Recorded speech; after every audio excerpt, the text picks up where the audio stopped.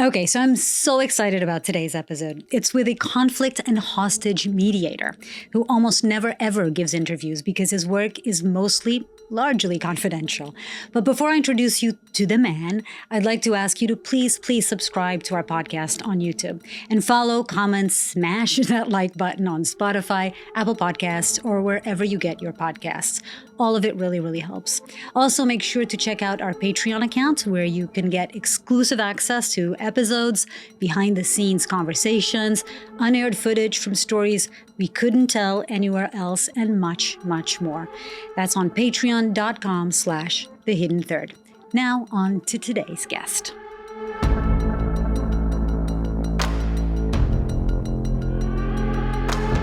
Tom spent more than 20 years in rooms most of us will never see, negotiating with armed groups, kidnappers, and governments that officially don't negotiate at all.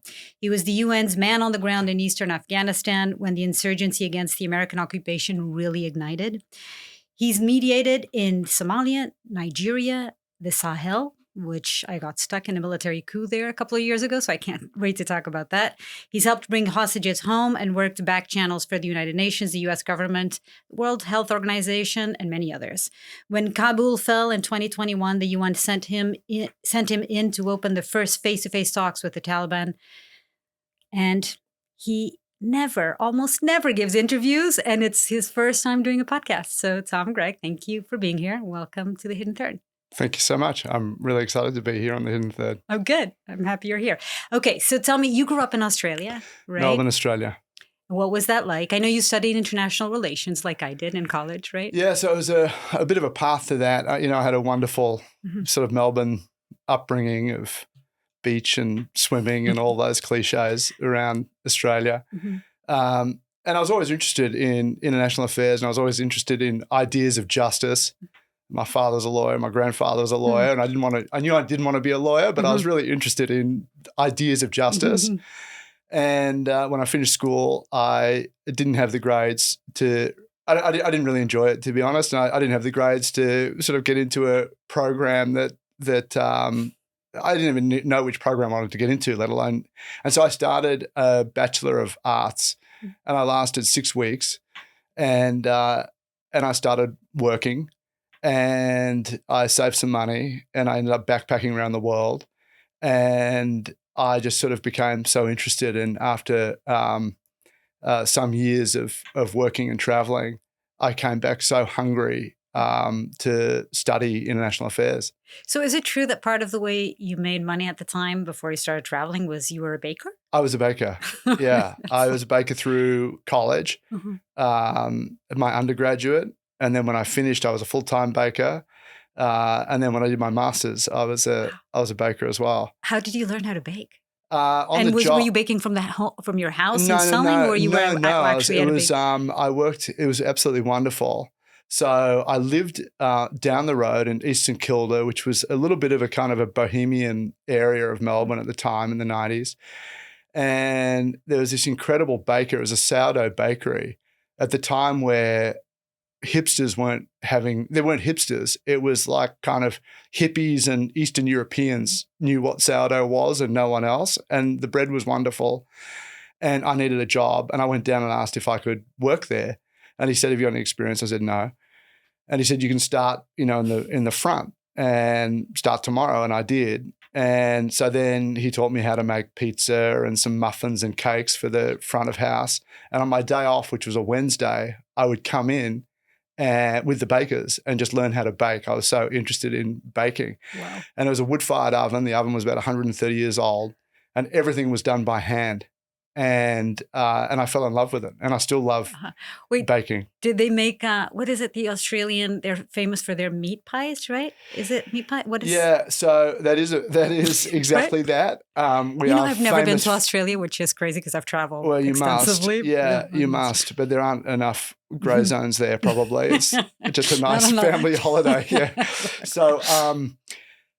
So yes, I think a really pure bakery will not make meat pies. Right, because it's. I think they're kind of purist, but we did sell very good meat pies. But it was a different skill set. Skill set. Got it. Okay.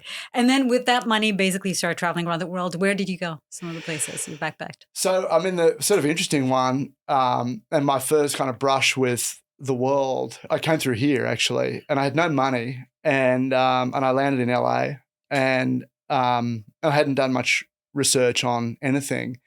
And I ended up at a hostel in Compton, and I wanted to get a cheap room, so I got a shared room, and it was a little bit of a crack den, and I didn't sleep at all, and I left early the next morning. I went to downtown LA, and got a Greyhound bus to San Diego, and it was all a bit raw coming out of Melbourne and my experience there.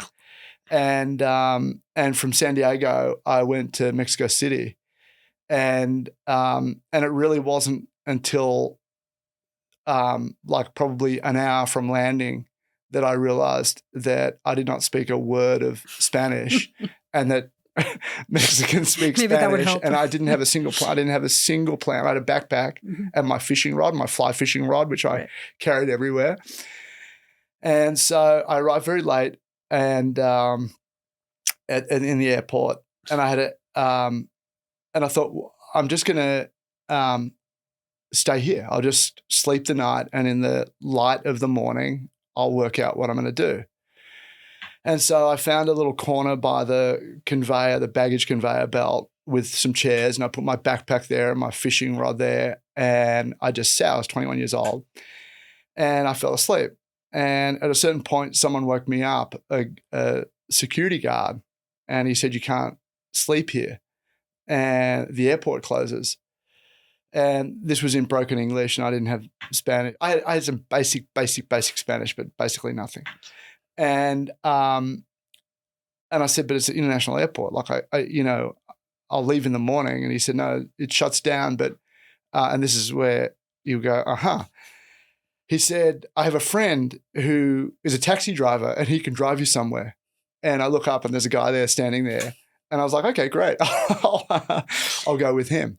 And so I jumped in this car, and he tried to mug me. No way. Yeah. And I was kind of quite. I've never been a particularly aggressive person, but I was really scared, and I was 21 and quite strong, and so I fought him, and I think I scared him. Like you punched him? What did you do? No, I put the seatbelt around his neck and tried to strangle him. Shit. Yeah, and I was screaming, and the only word I had in Spanish was mal. Mal.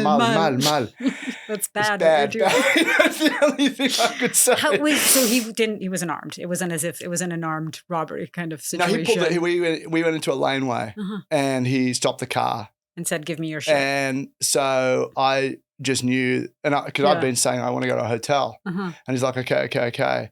And we pulled off a road, and it just got sort of sketchier and sketchier. And it was a preemptive, on my part, but I sort of felt that you threatened. Something. And I think I was right. And it was really so strange because he freaked out and I wasn't going to kill him. I didn't know what I was going to do. I was just freaked out. And he was saying, okay. And I stopped, and it's all adrenaline. Yeah. And he's like, okay, hotel. And so he drives. He continues driving, and I stay in the car. My backpack is in the trunk, and we go to a hotel, and it's just a really average hotel, as you'd expect, and that's what I wanted. I wasn't looking for the Hyatt, and we walk in. It's probably the strangest night of my life. Like I still can't fully work it out. We walk in, and there's a guy in the reception, and the guy who works behind the counter, and it's probably 1 a.m. or something at this point, and he says everything's in Spanish, and this rapid exchange, and the guy behind me who's just sitting in the lobby says, are you with him? And I said, yeah. And he goes, you got to watch him. He's dangerous. Ooh. And I said, I know. I just had this terrible altercation, but he's driven me here and I just arrived and I wanted to sleep at the airport and I don't know what I'm doing. And I'm like, I'm kind of stuck. And he said, well, I'm fluent in Spanish and I know the city well and you're in a bad area. And if I come in the car with you, he won't try anything. And so I was like, oh, great. That'd be fantastic. So I say, just tell the driver. And so I go and hop in the car. Seems like a series of terrible ideas. It was terrible. And then I look up and they're fighting. The guy who speaks English is fighting with the other guy. Fighting with the driver. Taxi driver. Mm-hmm. Yeah. And they're in a fight and he pushes him down and the driver jumps in the car and tries to drive away and the guy runs into the car and I was really in shock and scared and the driver was saying, okay, hotel, okay. So we drive into Mexico City. Oh my God. Into the city So they part. were fighting for you, basically. I don't know. They were fighting to mug you, I guess. And so then we get to the new hotel and it's in the city. And I know more or less where it was because I've been back to Mexico City a number of times. And the guy, the receptionist, spoke English. And he says, the driver says that something happened between you two and he's sorry for that. But he wants to let you know that he just saved you from a guy who was going to hurt you. Huh. And I was so tired and so shocked and kind of numb that I didn't really, I don't even remember. I just remember I went up to my hotel room. I tried to call Australia and my mum or dad and I couldn't speak Spanish to the operator, so I couldn't. And that was my first night in Mexico City. And perhaps the beginning of your... And probably the beginning of your conflict being negotiating. out there, yeah. Trying to figure out the world. I sort of trust the taxi driver in this situation. I think maybe... I do too. Yeah. But it took me a long time to actually understand what it was that was happening there. Yeah, I think the taxi driver probably had more to lose if you went to the police and reported him, right? Because there's a taxi number that he can report on. And I think the other guy was essentially trying, he was going to be the really dangerous guy. I think that's right. And it took me a little while to understand that. Yeah. Anyone who starts by saying that guy that are you with him? He's dangerous. And then I was thinking, well, what the hell is that guy doing sitting in a lobby of a hotel saying you're in a bad area? Right. Like, I'll come with you. And I was like, okay, well, that's... And then I should just say that I had the printout of you must remember the Lonely Planet guides. Yeah, of which course. were the Bibles, right? They're amazing. Loved them. And so... like one of the main first warnings. Lines of the Lonely Planet Guide to Mexico is in Mexico City. Don't get in an unauthorized taxi at the airport. Right. Like there's these, I think they're green and white VW Beetles. Right. And that's what you hop in. Don't get in a Corolla and don't get into this or that. And I got in an old Corolla. Yeah, it's just always a situation, like the most dangerous situations I've been in is when I'm somewhere dangerous, which often happens, but where there's somebody who comes and says and tries to be the savior and that you're surrounding yourself with dangerous people or you're in a dangerous place and I'm going to help you. And those are, and I remember I was once in a situation where we were doing a story about oil conflict, the oil rebels in Nigeria, and we were in the Niger Delta and we were surrounded, we were like in a really dangerous neighborhood at that point and surrounded by, kids that were, the sense was, I listened to the episode. Violence and there was sketchy. I remember these two kids being like, do you guys feel unsafe? I was there with my husband at the time. Do you guys feel unsafe? I can take you too with me to like a safe place. Yeah. And my instinct was say, okay, I'll go. Yeah. And then my husband was like, are you crazy? Do you not realize what's happening right here? Yeah. And sometimes you just should stop to think about what you're saying yes to. Yeah. But that is crazy. That's a crazy experience. And then all after that, the backpacking trip and then it was amazing. The rest of it was completely uneventful. I didn't even get, and as my pocket pinched in Barcelona I had nothing after that, but it was a really And it was big Latin start. America, Europe, and then Asia? Europe. And then I went back and I ended up at this wonderful college. And it's in Helsingør, which is the home of Hamlet's Castle, north of Copenhagen in Denmark. Oh, yeah, I've been. I was there last summer, funnily beautiful. enough. It's really pretty. Yeah. And so there's a college there called the International People's College, which is it's a bit of a dated name, but and it's one of these colleges that they have in Denmark. It's called a Højskole, and it's for kids who have kind of finished high school and aren't in college, and they don't necessarily know what they want to do, and you learn how to do everything from cooking to philosophy to everything in between, photography, but also economics, and you can take subjects. And so I did a semester on international sustainable development, and the really beautiful thing was, as part of this philosophy of this bridge school that you can go to over there, they brought students from all around the world. So, there are 180 students from 60 different countries. Oh.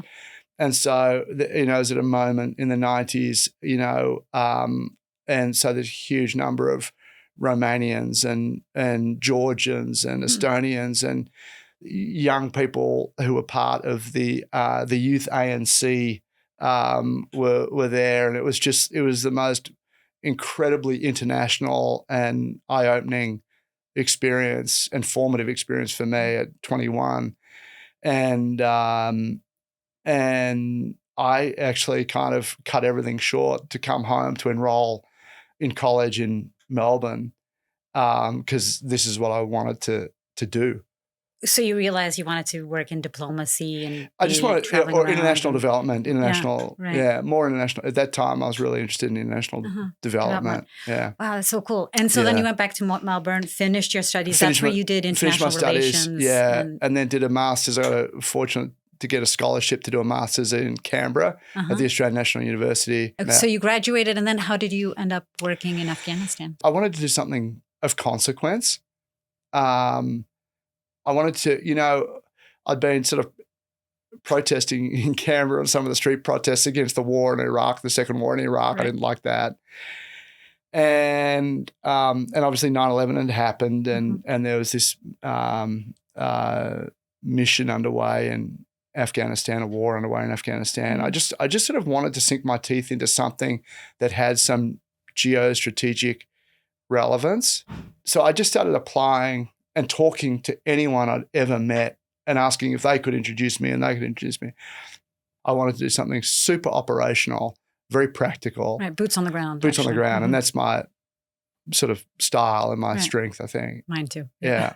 And so then I had this conversation with a person who became a friend, but my former supervisor was his supervisor, and he was working in Afghanistan, in the north of Afghanistan, and he had a lot of experience in Central Asia and worked there for decades. And so he said, I'll set up a phone call with this guy, Bruce. So I called Bruce on the time that he'd asked me to call him, the day and the time. It was the evening. And it was not an opportune time.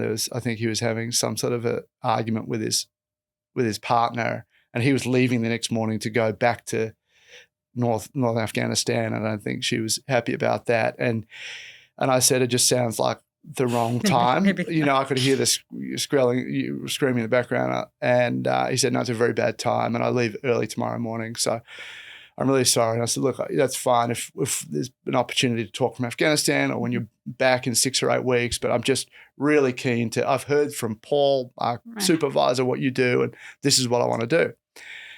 And I put down the phone, and that was that, and continued just sort of talking to everyone and trying to learn what it could be. And I really cast a broad net, and it's important to do that, I think, because it really defines what you don't want to do. I met a guy who worked for BHP, and oil is so interesting, and there's almost nothing more political. Mm-hmm. And I saw that, and I was interested, but didn't want to do it. It just kind of, again, confirmed, like, okay, that's not what I want to do at this point, and just kind of narrowing it down. And I was doing it for work. I'd finished the book and I was doing some work at teaching at ANU at the college. And it's not that I was unhappy. I just really wanted to spread my wings. And I had a good mate who was working as the senior advisor to the Australian Fisheries Minister, which is in Australia quite an important portfolio. Probably in Portugal it is too. Yeah, large coasts. Yeah, and he was miserable. And we said, let's both leave our jobs. You know, one of these great ideas. Let's both leave our jobs and pack up his car and put surfboards in and, our snorkel and mask and spear guns. And let's just do like a safari and sort of see what happens. And so we did that. And we had the most amazing time where you just kind of go into the rhythm of the tide and the sun and the this and the that. And it's all really healthy and wonderful. And we just knew that a month or two later, we had a friend's engagement in Sydney that we'd drive back down to. And so it was probably 3 days before needing to sort of head back south again for that engagement party. And we said, let's go to an internet cafe and just check our email for the first time. Back in the days of the internet cafe. Back in the day of the internet cafe. Yeah. And how we missed those days. I kind of do, because it was like the excitement of being offline for so long, and then suddenly the excitement of what you're about to see, right? And you could not reply to a message for a month because you didn't have email. So I logged onto my Hotmail account and there was a message from the UN in Afghanistan saying your name was put forward by this guy. Wow. And would you be interested in applying for a political affairs officer position? This is 2004 now. Mm-hmm. So it's not long after 9/11 and we're coming up to the first elections and we need to expand and we're looking for people. And the UN recruitment process is famously slow. And 6 weeks later, I was in Kabul. That's so cool. Were you so excited when you got the call? I was so excited. I'd been told that it's like a 10 to 12 month recruitment process typically, and they were going to fast track it. And 6 weeks later, I was there, and I knew nothing about the country. I mean, I read everything I could within that 6 weeks, and I'd go to Afghan restaurants in Melbourne and talk to the owner. And really? Just trying to immerse yourselves in the customer. And then you were sent, and then were you immediately sent, you were in Kabul first, or were you immediately sent to South? So I was in Kabul for 4 or 5 days for orientation, which was very basic. And I didn't know really where I was going. Mm-hmm. But I had a meeting with the then special representative of the Secretary General to Afghanistan, and Jean Arnaud, wonderful French diplomat. And he said, they're sending you down to the hotspot, the tribal areas on the border of Pakistan. I said, it sounds fantastic. It's just sort of everything I wanted. I didn't realize that really the criteria that I had the degree and I had the enthusiasm, but Australians, at least in the UN, have a reputation of sort of being uncomplaining. And they didn't want to send someone down and have to deal with someone saying, I can't live in these conditions. Right. And, it's, and so I think without much experience, I was sent to this area. Yeah. And it was very, very basic and the living conditions were horrendous. But it was, it has its own beauty and it was fascinating and the timing was incredible. And it really kind of led to a career that I could never have imagined. Yeah, and a lot was changing in Afghanistan at the time, and I want to get into that. But this is also one of the most beautiful places on earth. It really is. Yeah. And people see the images of Kandahar and Helmand Desert, right. But they don't see the images of the mountains and the lakes and the rivers like Switzerland even. Yeah, I often say that sometimes people get so sort of attached to the comforts of their lives Yeah. to the, the AC having to be strong, the bathrooms having to be ultra clean, the mattress having to be soft, all the things that you miss out on so much of the world. Yeah. I remember feeling this actually in Niger when we went out and spent time in the desert in the Sahel with gold miners and camping out and, absolutely zero luxury. There was no AC. It was freaking hot all day. It was, it's like dusty and there's zero comfort essentially. No, zero. But it's like the best experiences of your life, and you'll never feel. It's when I'm happiest is in those situations. And I think that one thing that feeds that is that in the areas you're talking about, it's so communal as well. Yeah. And so you're not in a room by yourself, frustrated baking. You're sleeping in a room with 15 others. Yeah. And you're talking and drinking tea till you're tired and then falling asleep. That is exactly right. Yeah, it's wonderful. Eating goat that was killed that day, all around on the floor. And there's something that is so incredible. And I'm sure you can relate to this. With LA and I'm not sure where you're from in Portugal and Melbourne and it's all so comparable, the standard of living. And I used to say that going to the tribal areas, it wasn't like going, from Melbourne to Sydney or to Dubai, or it's almost as close as you can to going back in time and seeing a human story that you could, like from kind of biblical times with mud huts and blacksmiths and chimneys and no electricity and donkeys.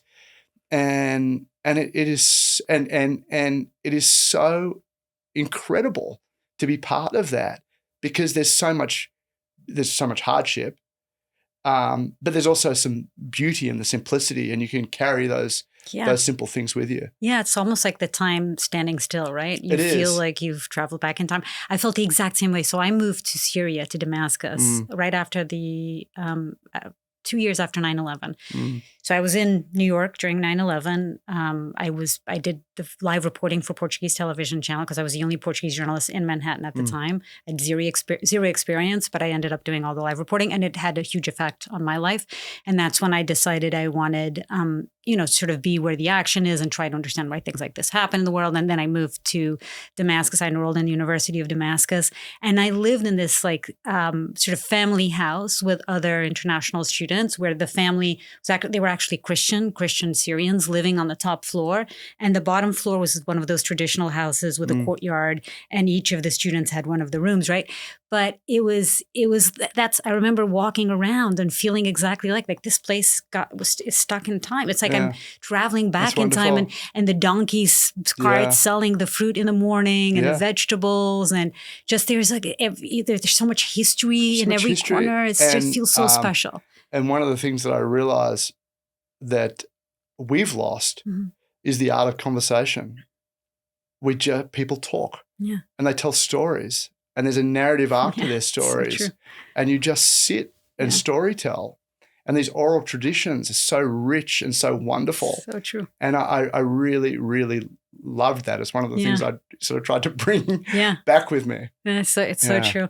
Wow. What a privilege to have had that incredible experience. Privilege. Yeah. And so you were there. And what exactly does a public affairs officer do? What were you doing? I was in political affairs. Political affairs. Sorry. The public affairs is more the communication side. Right. I was political affairs, and I had no idea. I was told by my supervisor, who's Bruce's supervisor, who said, Bruce, he, there's all these warlords, and so he, just sort of waits at a bazaar or a mosque or wherever, and when warlords come by, he sort of talks to them about disarming and reintegrating. And I said, Bruce, I said, Paul, it sounds like I'll be killed doing that. And he said, no, I think you get a flak jacket and a helmet and all of these things. And I had no real terms of reference when I was deployed there. But it was the time of the elections, and there was some truth to that.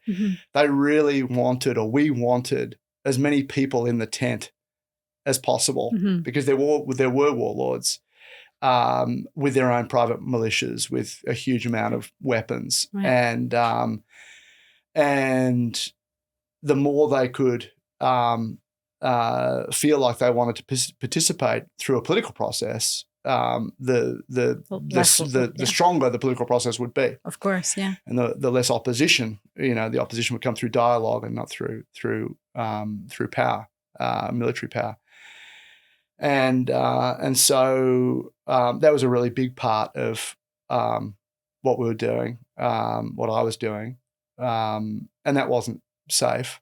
And it was very, very interesting. But it's sort of one of those conversations, and I'm sure you've had 1,000 of them, where you sit on the ground and you drink a gallon of green tea with this warlord commander. And they've all got big hands. They're all big people, and they're all really, they're charismatic because it requires that kind of charismatic style of leadership. They're interesting people to be around, and so I'd sit around with this guy. He was killed later, but I'd sit around with him and we'd talk about the political process and what he was doing and how many men and and why he should be part of it and what it would look like. And we'd eat goat, and, the guest gets the head of the goat on a plate, which is, I never really fully embraced. And I feel like I can embrace a lot of culinary things, but that was one thing I couldn't fully embrace. And then when you're about to leave, having had a really wonderful 5 or 6 hour conversation and meal, you lie about where you're going, because his men might choose that it's better off that you're targeted as you're leaving along the road that way rather than, having you around. And it's just a really interesting psychological exercise where you can actually have rapport and you can have all these things but not trust, and that information can come from everywhere. And, in Australia, and I don't want to be stereotypical because there's, shysters everywhere, but typically, like, if you tell me something, then I'm going to believe it. In cultures that have gone through decades and decades and decades of conflict, that's not true. Right. And particularly when power is involved, right? Right. And this is really part of the story of where, international US military and other militaries were misled in some ways. Like, they ended up doing the dirty work for one side of a tribal party against a sub-tribe that they had personal enmity with. They weren't anti-government. Right. And so you hear all these things about this person, that person, that person, and you just kind of have it. It's like your brain is this sponge and you don't lock anything away. You just kind of keep it suspended, like as a possible fragment of story or fact or fiction. And then you hear it from 3 other sources or versions or stories, and you say, okay, well, some version of that's probably true. Or you'll say, actually, like, now I understand why he misled me like that. Yeah. Wow, that's so interesting. So it's like, I think it shows how much is at stake if you're spending an afternoon with a person and then at the end they ask you what route you're taking home and you have to lie about it because you know that there's a chance that he might want you kidnapped or killed. So it just shows you like how much is at stake and how. There's a huge amount at stake. Yeah. Another warlord who, Pacha Khan Zadran, I had to go. He'd been found non-compliant, and he wanted to be eligible to become a parliamentarian. And in order to do that, he had to go through a disarmament process and hand over, X number of hundreds or thousands of men that would be reintegrated. And he had to hand over hundreds and hundreds and hundreds of weapons, heavy weapons and light weapons and everything. And so I got a message saying that he's found to be non-compliant. And it was really not the UN that finds you. We're on the panel, if you like, but it's the US military who do the intelligence assessments of how many men and how many, and it's the Afghan government who are supposed to be in the driver's seat on this. And then they send me out to tell him that he's been found to be non-compliant and he won't be eligible to be on the ballot unless by 5 p.m. tomorrow, he hands over, and I can't remember the number of weapons that were required. And they didn't need – Afghanistan is one of those few countries where Kalashnikov are not considered heavy weapons. So it was all like under this category of light weapons, but it was 200 or 300 additional Kalashnikov and something else. And so I went to his tribal area to deliver that message, and I had a protective force. How much was that? What was that? Because you were unarmed, right? It was you guys were unarmed. You and your team were unarmed. Vehicles, but we're unarmed. Right. And did you travel always with a vest on? Look, I didn't like them. And me neither. I hate them. And so I don't know. It may have been in my bedroom. I don't even know. It's silly. There are probably some in the trunk or something, but no, I never wore a helmet and a vest. Same. Yeah. I hate them. I mean, sometimes I have to, but I really hate them. Yeah. And all security experts tell you that you should when you're traveling throughout these areas. Yeah. But to me, you're giving the wrong message. Yeah, you're basically going to try to get trust from people, and you're wearing a vest and a helmet. That doesn't work. Yeah. You're telling them, wait, I don't trust you. No, I don't trust this place. That's why correct. Should you? Yeah. It's just. So I think psychologically, that's probably why I didn't, as well as the discomfort and the weight and everything else. Right, but so I didn't. From that. Yeah, but you had. But we had a quick reaction force, and how many people usually when you travel? I know how many on this occasion. I know that there were 30. 30. Wow. 30. Was it Afghani soldiers? No, Afghan soldiers. They have a specialized training. Specialized. Trained by the U.S. No. By the U.S. UN. Right. For the quick reaction force and to provide the security for us. And trained by the US, yes. And and they're both – I always just thought that there's a real contradiction there, because we weren't necessarily a target, and they were definitely a target by the Taliban. And so here we were embedding vehicles and people that weren't necessarily targets between people who are really clear targets, and it didn't make perfect sense to me. What do you mean? Sorry, can you explain that? Well, the Afghan National Security Forces were the primary target along with the international military forces of the Taliban and the insurgency. Right. And so embedding non-targets with targets is not necessarily a sensible You're placing yourself in the belly of the beast. Mitigation method. Yeah. And so I actually and I ended up, when I became the head of the region for the UN, and my relations with all sides deepened, I would leave the quick reaction force at a certain point. I'd drive for, a mile down the road or half a mile down the road, and the others would send in their guys. That's how you can come in. And that's the interesting thing, as about these, you look on a map and there's green and orange and red and, accessible and moderate risk and extreme risk. And what I realized over time, and I inherited from my boss when I arrived, he was fantastic, and I really inherited an approach to it, is that extreme risk, it might be really risky if you went in without talking to anyone, without asking, hey, can I come in, or what would it look like?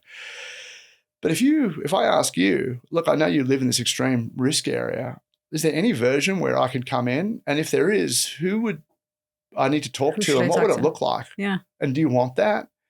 And if you say, yeah, there is, and you should talk to that person, and, if you bring in your soldiers, well, it's going to be a conflict, guaranteed. But if you're willing to work with our soldiers, not pay them, but just not bring in yours and have us guarantee you security, and we'd host you and house you, and then you'll leave without a hair being out of place on your head is the sort of thing that's it's true. It's you're in a much safer situation. Much safer situation. And so I sort of learned that in a really powerful way, where we were in an area where it was, higher extreme risk, and we had access to 95% of the population and the geography.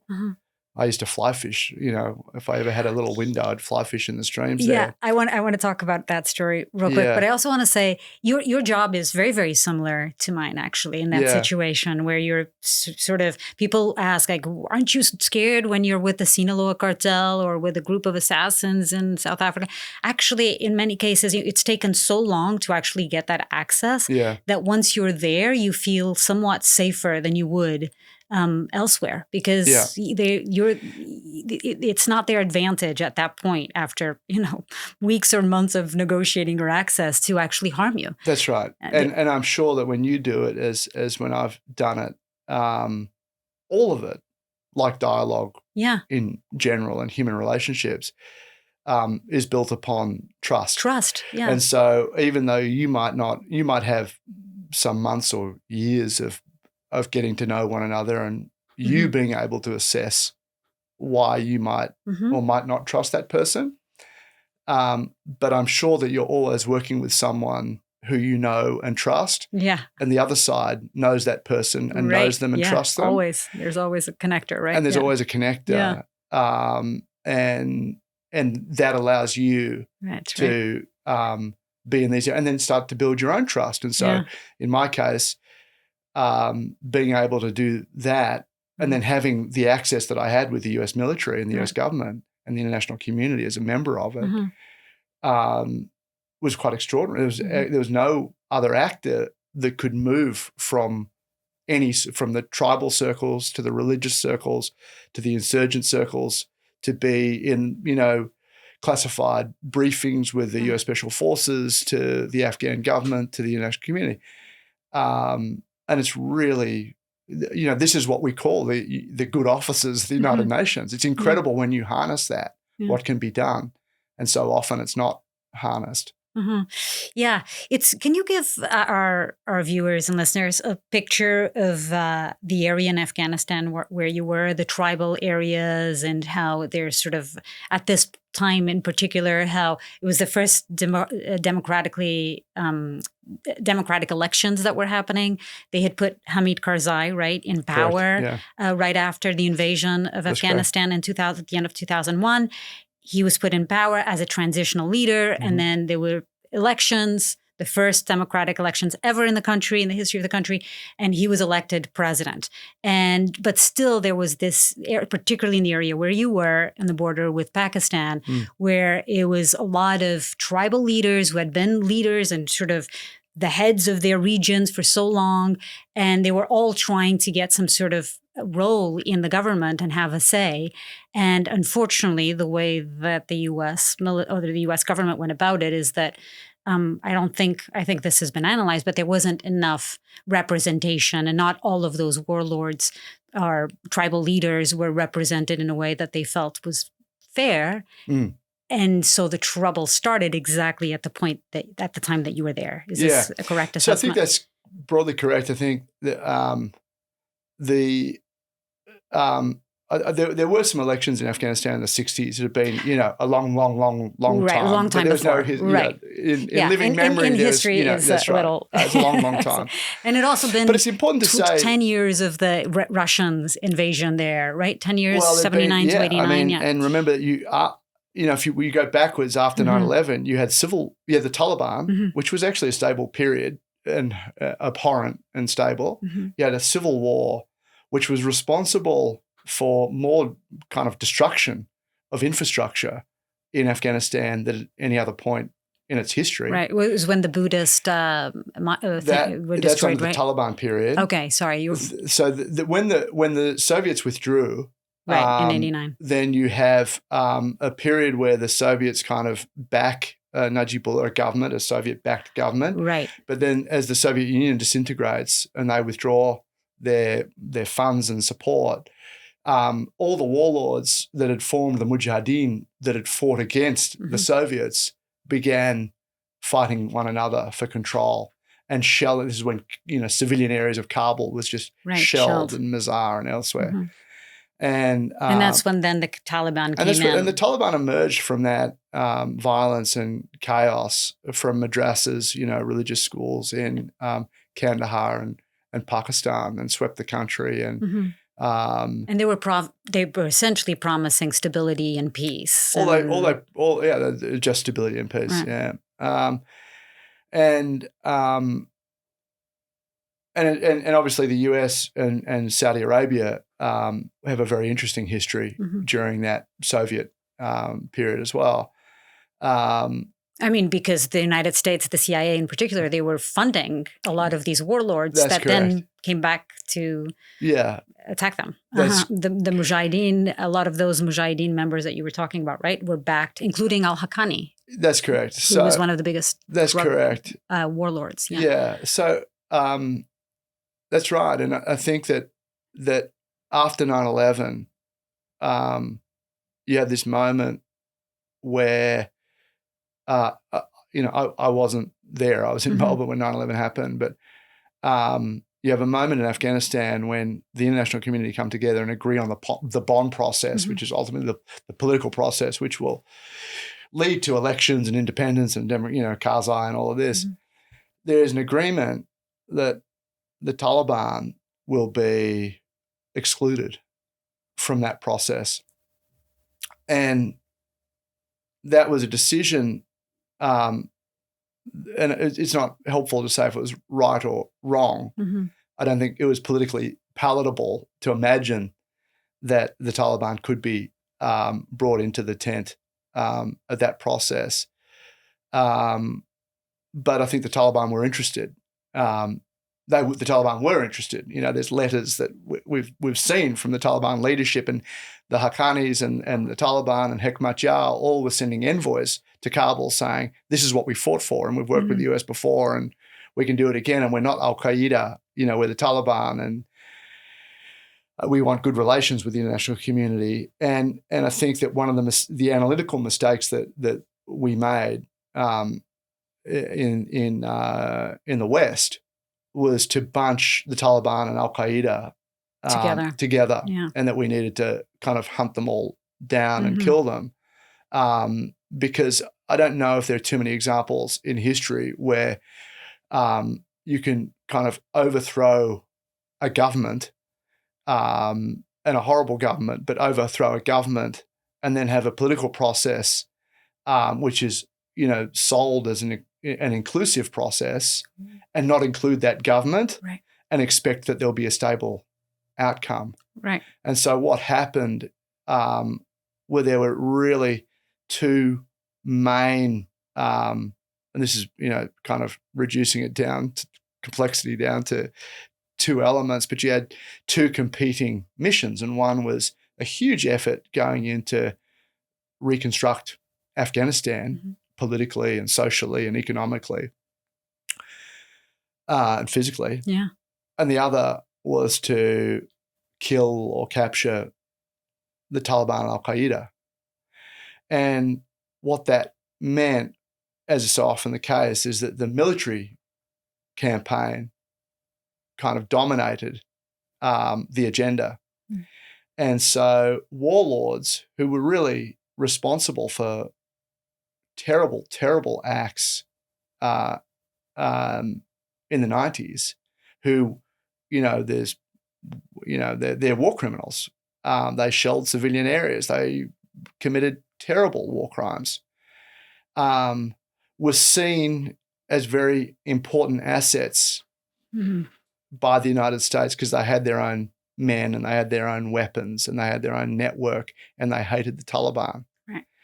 And so if you just gave them, if you empowered them, they would do the dirty work.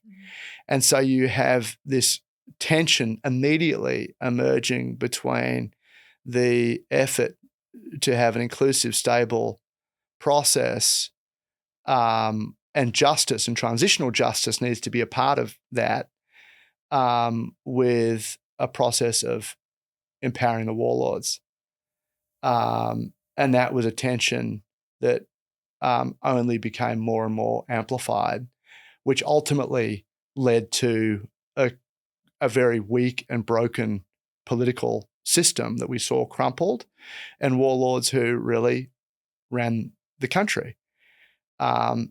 And all of that gave space for the Taliban to have a message that resonated, and ultimately, take power of the country without really shooting a bullet. Yeah, and ultimately negotiating directly with President Trump. That's right. For the withdrawal of the U.S. troops from correct. Afghanistan and leaving it in total chaos. That's right. Which happened under Biden, by the way. But yeah, it's such a Yeah, I think it should be such a blueprint for the future of the American interventions around the world, and we keep on making the same mistake. We do. Right. War is easier than dialogue. Mm-hmm. It's yeah. Yeah. There's actually, you remind me, there's a great, you have, we'll talk about it. You now have a organization that works in mediation, conflict mediation. We'll talk about that. But one of the, I went to your website, and you have right on the front, you have a line that I really love, Bernard Shaw, right? It's, let me see if I can find it. I've written it down. I'm sure you probably know it by heart. Do you know it by heart? I not verbatim, right, but I know. It to you.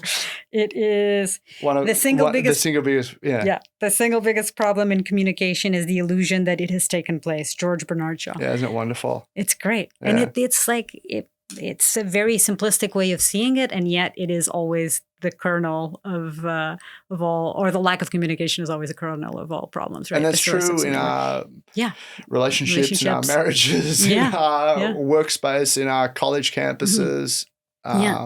Yeah. And so this is what you were doing essentially at the time in Afghanistan, is trying to talk to as many people as possible, trying to find common ground and bringing them into the tent, as you say. What I realized in the Southeast was that, there was this dynamic where if an area was insecure, people didn't have access, and it was insecure probably because of the presence of insurgents either going through or related to or whatever it might be. And so what you would do is go to a community that was accessible, right? And you'd build a road and a clinic and a school and wells for the communities there. And so all of a sudden, what I saw with my own eyes is that the areas that really needed to feel the practical benefits of a political process, of reconstruction, of development, of a clinic, that's real. Elections aren't real. Elections are a snapshot on a day of the strengths and weaknesses of that country. Right. But when a parent has a sick child, if there's a functioning clinic in your district, that's real. And so these areas that were suffering most and under most pressure from the fighting received the least amount of reconstruction and attention. And so I thought that I would use the position that I had, the official position that I had, and the weight that came with that, with the relationships that I had, to try and target these areas to bring a level of stability and some reconstruction. And that was sort of an approach that really delivered in ways that it's slow and painful and frustrating, but you saw it working again. But it worked, and it worked. Not me. The U.S. military supported it, and the German government supported it, and the Afghan government supported it, and the insurgents supported it. Right. There's a moment that sort of when I was reading your story, that is you were in Afghanistan at a moment of enormous change, where everything sort of started changing, which was when the governor of one of the regions that was under your control, where you were working, Hakim Taniwal, is that how you say his name? Yeah. Where he was assassinated by a suicide bomber. That's correct. Right? And this was in 2006. Yeah. And just so people understand, because you might think that suicide bombings were very prevalent in Afghanistan throughout history, and that's actually not the case. It was essentially unknown in Afghan history of suicide bombings, were 0 attacks between 63 and 83 in 2001, 2 in 2003, 6 in 2004, and then just the year before this latest, there had only been 21 in 2005, and then suddenly, when this governor was killed with a suicide bombing, there was 136 that year, so it sixfold. Increase. It was a terrible afternoon. What happened? Tell me about that afternoon and what that meant for the country and for your work there. So I'll just say that one of the things that we used to say almost, we'd look at Iraq and what was happening there, and we'd reassure ourselves by saying, aren't we lucky that Afghans don't blow themselves up? They wouldn't. The Taliban didn't do that, and that changed so rapidly.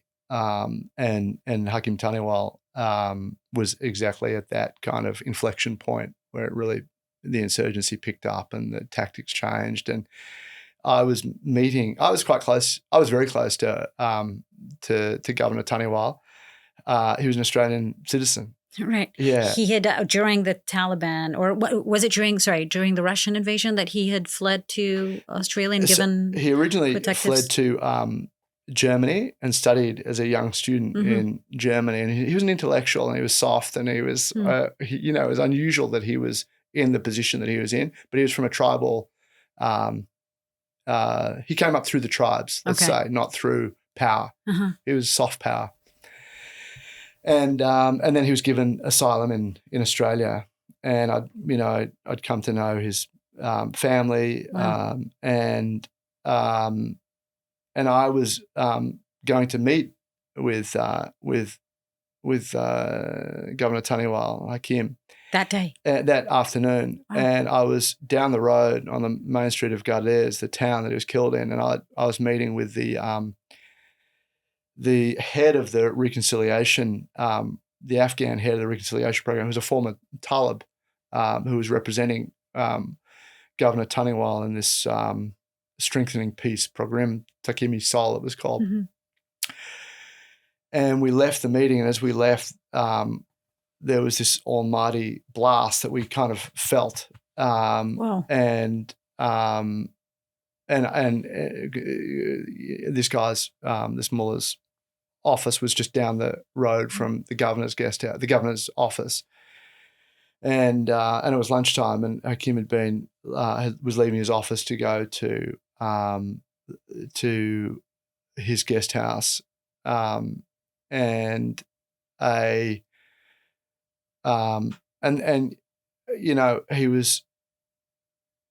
he wasn't like a lot of people who politicians who hide behind bulletproof, and so someone approached him to talk to him, and he told his driver and security detail, and they're all relatives, that was to stop.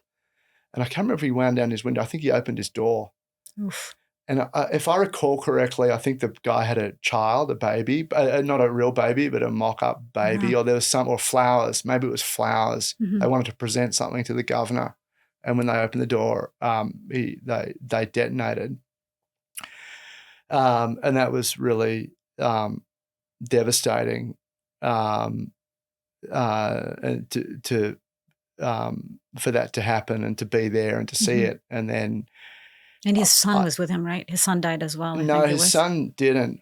His son was in Australia. I had to call his son and tell him what happened. Oh, brother, maybe. It was his brother. Somebody close to his family was with him at the time. His security detail. And he was very close, but it wasn't a brother. It wasn't a brother, and it wasn't his son. And I know the guy's face, and he was but I don't know.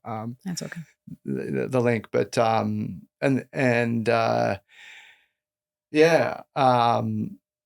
that really was a sign of where things were headed. And it just, from there, it just continued to slide. Right. Because until that point, the idea was that the U.S. and the international community was making progress in Afghanistan, and things were heading in the right direction, right? Yeah. And there wasn't a lot of signs of an insurgency. And then that's when it all sort of started changing, and you realize that there were a lot of very unhappy people, and this was not going to be easy or possible. And that we were losing the population. When you lose the population, you lose a country. You lose a country. Right. And that there was a narrative in Kabul and in capitals that just simply was not reflective of the realities that were happening on the ground. And that's normal everywhere. Like, that's true of the United States, it's true of everywhere, right? But when the gap between those realities stretches to the point of kind of being untethered from one another, you lose the population. Right. And that sort of is partly what happened. Did you see this coming when you were there? You know, I did. I did. And, you know, I couldn't have said how it was going to happen, but when the Taliban took over and I was asked, you know, what I thought of it, what I made, and I didn't expect that. But I said that for the first time in probably a decade, the Afghanistan that I know, we have to talk about. And up until that point, you know, I'd go to the White House, you know, quite frequently and give briefings on the work I was doing, and the US were, you know, bought into that process. Our partners in it. And we could never really talk about, you know, what was happening. And because the president or the government didn't, or the people he surrounded himself with didn't want to hear the news, didn't want to hear the bad news? Is that the idea? I think that when a war goes on for long enough, you know, what were talking points sort of becomes internalized. And when it continues to drag on and you need to continue to respond to your constituency, right? Right. The American public, the Australian public, you're sending all this money and young men and women are getting killed. And, you know, careers are made, diplomatic careers and military careers are made. And so there's, I would call it, you know, I'd call it the success narrative. Like we all just needed it to be successful. And so we told ourselves this story about, you know, anti-corruption and progress and stability and counterinsurgency. Winning the hearts and minds, right? Yeah. And, you know, and it was all very clever and it was all, you know, a house of cards. And we, you know, I remember the coin strategy, the coin doctrine that was so popular out of Iraq and implemented in Afghanistan was this, the coin strategy, the clear an area, you shape the, you know, the environment, population, you hold it, you have a little temporary thing, and then you build something, right? And then you transfer it. And what we learned is that really it's just, you know, it's clear, shape, hold. And as soon as you withdrew an outpost, the Taliban were back. And so, you know, winning hearts and minds, it needs to be built upon something. It's not a marketing campaign. Right. It's something that people feel. Yeah, and it takes years or decades. And it's not something that they might be happy today, but if you never show up back, you don't come back and continue showing the support, you're losing people. Yeah. That's right. Yeah. And I also think that, you know, there's a really interesting reflection from the former Soviet ambassador to Washington at the time of the end of the Soviet Empire. And he's reflecting in his piece on how, even though they knew what was happening inside the Soviet embassy, that they didn't have the vocabulary amongst themselves to talk about what was happening. And because the vocabulary had been so dominated by the success narrative and the righteousness over their system versus ours and the corruption of capitalism and all these things. And then when things start happening and they start happening quickly, how do you actually talk about these things? And I think that in the case of that time that you're referring to in Afghanistan, we also just didn't have the vocabulary, as we might not in a marriage or in a boardroom environment. We just don't have the vocabulary to talk about what's happening because we've been talking about something else for so long and we've needed it for mission success. Right. Yeah. It's and just to clarify, this was obviously in 2005, 2006. So President Bush was still was before President Obama, and you had to make that phone call to the governor's son, Hakim Taniwal's son, in Australia. Yeah. What was his reaction? I mean, it was heartbreaking because he, and it's obviously like a survival kind of a thing, but he thought I was joking. He thought I was joking, and Oof. and it was just a way of him not internalizing what I was saying. Oh. But after some time, he understood that I wasn't joking and that it had happened, and he needed to come out quickly, and he came home and came out, and it was very hard because I was young. I was still in my 20s. I was late 20s, I think. I was young. Yeah, I was head of the region, and I might have just turned 30, and I don't know. It was so personal for me. But I was this UN official, and I had to do the briefings and the media and the everything. And I just never really got a chance to kind of grieve that loss. And that was a strange experience for me personally to go through. Yeah. With Hakim. Yeah. I was able to work with UNHCR and the Australian government and get a number of his family, and I can't remember, but it was like I think 42 members of the Taniwal family relocated to Australia with asylum to Melbourne, and so I've caught up with them since, and that's been wonderful to see them kind of thrive. And I was invited after the funeral by Hakim Taniwal's oldest brother and only surviving brother, who I had great affection for, and he called me down to his village, and the only way to get to his village was to, it was a long way. I don't know, like a 11 or 12-hour drive on mountain roads and through some sketchy areas. And so I went to a certain point in the UN, and then they came, and I'd grown my beard at that point, and I was wearing a shallow kameez, the pajamas, the gowns that, the locals wear. And they came to pick me up in a Corolla, and they took me into their village, and I spent I don't know how many nights, 3 or 4 nights in their village as a guest. And when I arrived at their house, and I brought a gift for the father, who was a tribal elder in the region, a prominent tribal elder in the region,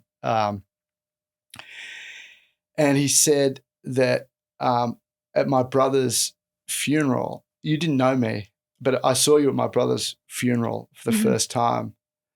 And in the corner of your eye, I saw you had a tear. And he said that in Pashto, we say the person that has a tear at the funeral of your relative is your relative. And so for me, you're like a son, and I'm very touched that you came down to spend time with the family. Wow. And it was a really wonderful and meaningful number of days. Yeah. Wow, that's amazing. Yeah. You've spoken before about, you've given very little interviews, but I managed to listen to one. I think the only public, it was a radio interview you gave, but you spoke in that interview, you spoke about it was what the international community led by the U.S. was trying to do with Afghanistan was noble in many ways, right? Bring democracy, but that it wasn't, that it was a, it just wasn't a system that sort of fit with the country. Can you talk a little bit about that? Or you said it much better than me. So you reworded in your own words, because it wasn't at all like was I that just with Philip Abbott? Was that an Australian or a Canadian interview? Or it was an Australian. It was a long time ago. Yeah. And I remember it was a long time. It was like 2008 or 9. Yeah. And I don't think I said much. I feel like I was sort of part of the system still, and and I'm not sure what I said. I think the question is, do you think that there are places where democracy is just... No, I think the opposite. Wow. Okay. I think the absolute opposite. And I think, and I really have a problem with, people who, and that's why I just wanted to correct, and I wasn't being pedantic. Yeah, please when do. you said Afghanistan's never had democratic elections. Right. There's a narrative that goes around tribal cultures. Oh, they're just tribal and they're always war fighting and they're this and that. Well, Afghanistan had a parliament. It had a system of government. It had a royal family we didn't want the royal family, but everyone thought that would be a very good idea to have a single figure that could be a non-political rallying point and unify the unifying country. point. Right, Yeah. exactly. Mine comes less from narrative than it comes from just ignorance about the history of Afghanistan. Totally. Yeah. But it's why for listeners and others, it's important that because it really surprised me that, I think that when you strip down the elements of democracy, democracies protect, in their best form, they provide accountability on power, right? Government power and the always ever-present impulse for stretching the boundaries of that. And it doesn't matter who's in power. That's an impulse of anyone in power from Obama to Trump, I'd say. And way before, yeah. And way before. And also to provide some sort of recourse to justice for people who don't have money and don't have power, just citizenry. Yeah. And there isn't a single person on planet Earth who wouldn't want for that. They don't want what we have in Australia or America, and they don't want the moral corruption, or they don't want this or this or that. But they might want the customary law and the tribal society.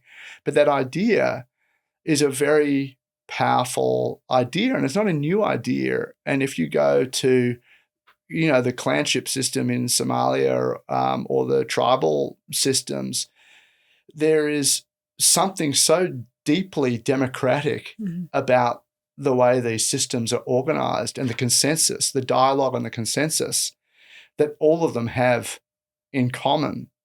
And that's why they last. And that's why you can appeal to them and talk about what we're trying to do and how it works. The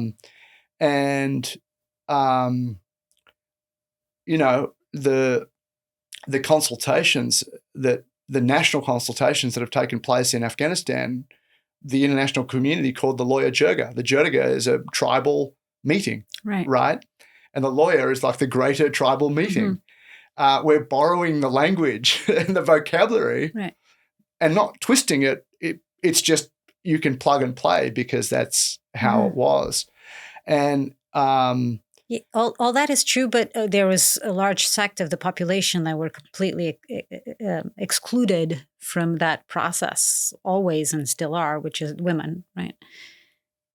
So yes, and I'm not disputing that at all. But the process that I was referring to,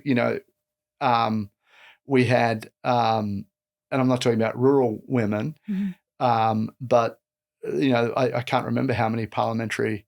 I think 25% of parliamentary seats were female seats versus sort of 11% in Australia or less in Australia, and so the women's participation was a huge part of that process. Right, during the Karzai and Ashraf Ghani's presidencies, period. And the failing wasn't because we included women. And I'm not saying that's what you were saying. The failing was just the absolute unchecked corruption of those governments. Right. The presence of warlords and the missteps and almost systemic missteps of the US and international military forces in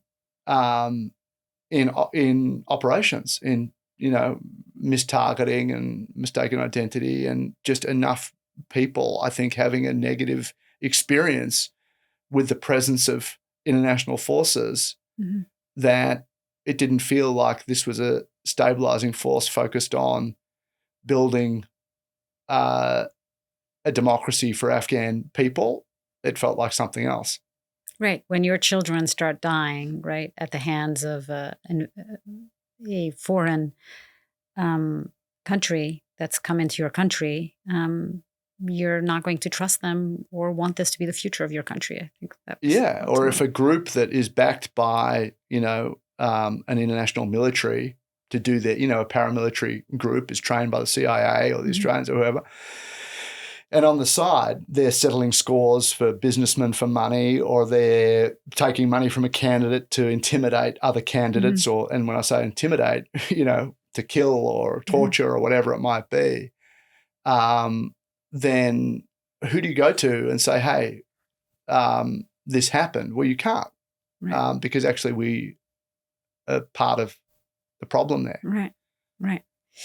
So that was a heartbreaking experience for you in the end, you think? I think it was, yeah. I mean, particularly what you're seeing now happening, right? Where the Taliban is now fully back in power. Yes. Women, again, can't go to school after, I think, 6th grade. It's unthinkable. And, when the Qatari Air Force flew me in right after the Taliban took over, and I met with the Taliban leadership, and I also made sure I met with civil society and women's groups from rural areas. And can you back up and tell me how that happened? Yeah, tell me what led to that. So it was 2021, right? The way, the work that I was doing back in 2005 led me to come to know the armed opposition, but really the local armed opposition. And in some of these stabilization initiatives that I was engaged in, we were able to make agreements that held, that stuck. And at a certain point, as you say, by 2006, everything's just escalating, and there were some attacks in the areas that we had these initiatives and guarantees, and so I said, what's going on with this? This is not what we agreed, and they said, well, the situation's sort of out of our hands now, and the leadership's in Pakistan, and if we're going to continue, we're not going to go over and speak to them ourselves about it, but we would be happy to introduce you to the leadership, and you can have a conversation about what you're trying to do, and if they agree, then, but we're not going to. We can't be your voice in that. And I said that I would meet, and that was actually late 2005. And I met with a very senior member of the Haqqani family at a safe house of theirs in Kabul. And wait, and the Haqqani family was, by the way, responsible for the suicide bombing that killed the governor. That's correct. Yeah, right. Yeah, and so. I met with him. He had been recently released from a US prison, and he was suffering a lot of.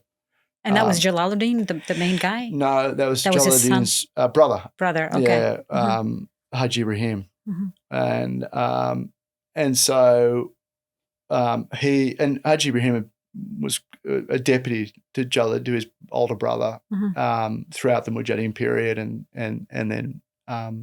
Throughout all the periods, actually. And he was sent by Jalaluddin as an envoy, emissary, after 9/11 to try and meet with the US and the Afghan government to say, we want to be part of this. We've been friends in the past. We've worked, Charlie Wilson, as you know, referred to Jalaluddin as goodness personified. Right. And Reagan said also great things about him. Said he was like a very important person because he was helping in the U.S.'s proxy fight against the Soviets in the country. And so he was used as as a tool for America. So he had come out and he recounted the story. And in fact, in one of the hostage negotiations I facilitated, he recounted the story to the US delegation about how he spent a Christmas on a ranch in Texas as a guest of the CIA. So he had a lot of experience in all of it, but he'd been released from a US prison and he'd, suffered some abuse in that prison, and he was really psychologically in a very bad way when I met him, and he wasn't, it was quite a hostile meeting, but we talked about what the initiative was, and at the end of it, he said, "Just you have our support, and we think it's important, and you're working, for the people in the area, and you're not working for anyone, the beneficiaries are the people, and we support it and we'll protect it, and we'll make sure that we uphold everything that was agreed by the Afghan government and the US military and our side. And so that was a real boost. Yeah. And what it gave me is also a mechanism to reach out to the leadership when things went wrong. And when a New York Times journalist got kidnapped, I was able to reach out and ask for proof of life. And so there was something in the background that was happening there. What was the name of the journalist again? David Rode, yeah. David Rode, yeah. That's right. Who's a friend. And so you were involved in those negotiations? I was involved early on, and then and I've never really was it the Haqqani network that yeah, so he was him? in an area that in the area that I worked, and in Logar province, and so he trusted the wrong person, and I think that ultimately he was passed off to one or two groups and ended up with the Haqqanis who had the resources and the leverage to want someone like that to secure something. And he wasn't targeted like by a particular. As far as I understand, by a particular group. Like, let's get David Rowe of the New York Times. And I think that it was a local incident with someone who he trusted, who he shouldn't have, and then he ended up as a hostage of the Haqqanis. And so because you had connections, or you had already met and had a relationship. David. Yeah, I knew David and I liked David. And you had relationships with the Haqqani, right? Yeah. So they asked you to be involved. Yeah. And so then when... Were they paid for his release? It depends on who you speak to, and David's written a book on his whole story, and he's really adamant that no one was paid. Right. And that there was a rope and a ladder that he was able to find and escape from. And so there were all these junctures where it became, important for me to reach out. And there were other hostage cases and there were other incidents that happened where I was, and then increasingly by the leadership of the UN and the US military really liked the relationships that I had, and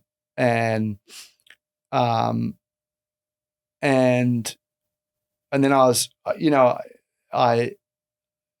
the end of 2007, I left the Southeast and I was pretty burnt out, and I was asked to be in the office of the Special Representative of the Secretary General, which is a really big job. I was his special assistant, which is kind of a senior advisor role. And we spent really the year, I went from like this total tribal dynamic to spending a year going from capital to capital, meeting the halls of presidents power. and prime ministers and intelligence chiefs. Who was the Secretary General at the time?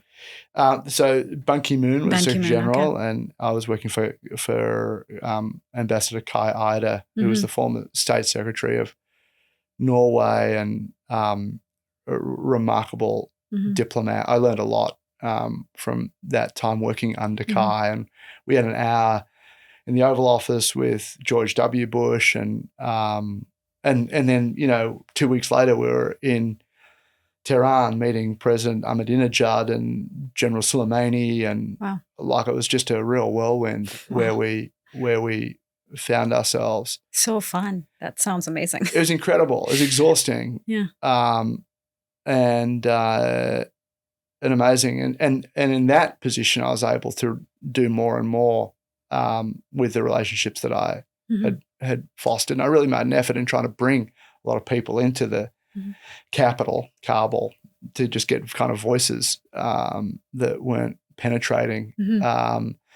And then I left. I left the UN at that point. I was quite happy to leave the UN. I was quite burnt out and a bit despondent. And the year that like not long after, there was a really large attack in Kabul, and the Haqqanis were responsible. And I was asked to fly into, and so I flew to Kabul. And I was there to talk about on behalf of the UN what what happened and why, and how to make sure that something like this didn't happen again, that there were channels of communication that could be utilized rather than targeting like this. And it was like I met in the Murray Hills about an hour out of Islamabad at midnight. This like a kind of a movie, a black Mercedes arrived, and some drivers who I assumed were from the Pakistani government delivered. And there's Haji Ibrahim and someone else. Haqqani, yeah. Yeah. And so we sat until 2:30 in the morning in the hills outside Islamabad talking, and I'd said that I was here to talk about, and that's why I was here. And he said we didn't come to talk about that. That was a legitimate target, and it was an elections compound, and we've told you that we will target elections compounds, and that's on you. And they were very unapologetic and really not very interested. And I'd flown a long way, and I said, you wanted to meet me, you said, and I sort of told you why I was coming. So was there anything beyond that? And they said, we want to know if you have any contacts in Washington. And I said, I did. And the late Richard Holbrooke, who I'm sure you're familiar with, at that point was Obama's special representative for Afghanistan, Pakistan, the SRAP. And he, had experienced Vietnam as a kind of a young foreign officer in Saigon.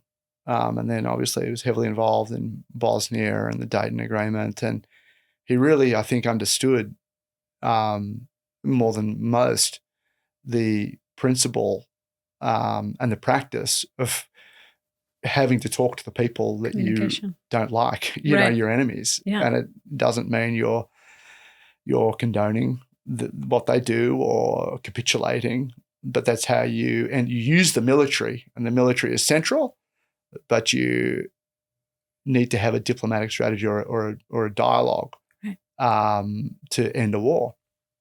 And I said I could get a message to Richard Holbrooke. What's the message? And they said, tell him we want to talk. Mm-hmm. And so I flew back and I relayed that message. So at this point, you had just met one of public enemy number one of the U.S. government, right? Haqqani at the time was he had a bounty. He still had a bounty. And, so you come back to the U.S. And so the message from Holbrooke was, let's do it. Like, we need to do it. Mm-hmm. And so I started on, without any plan or expectation, an informal back channel doing this shuttle diplomacy between the Haqqanis and the US government that continued, for the next decade and a decade plus.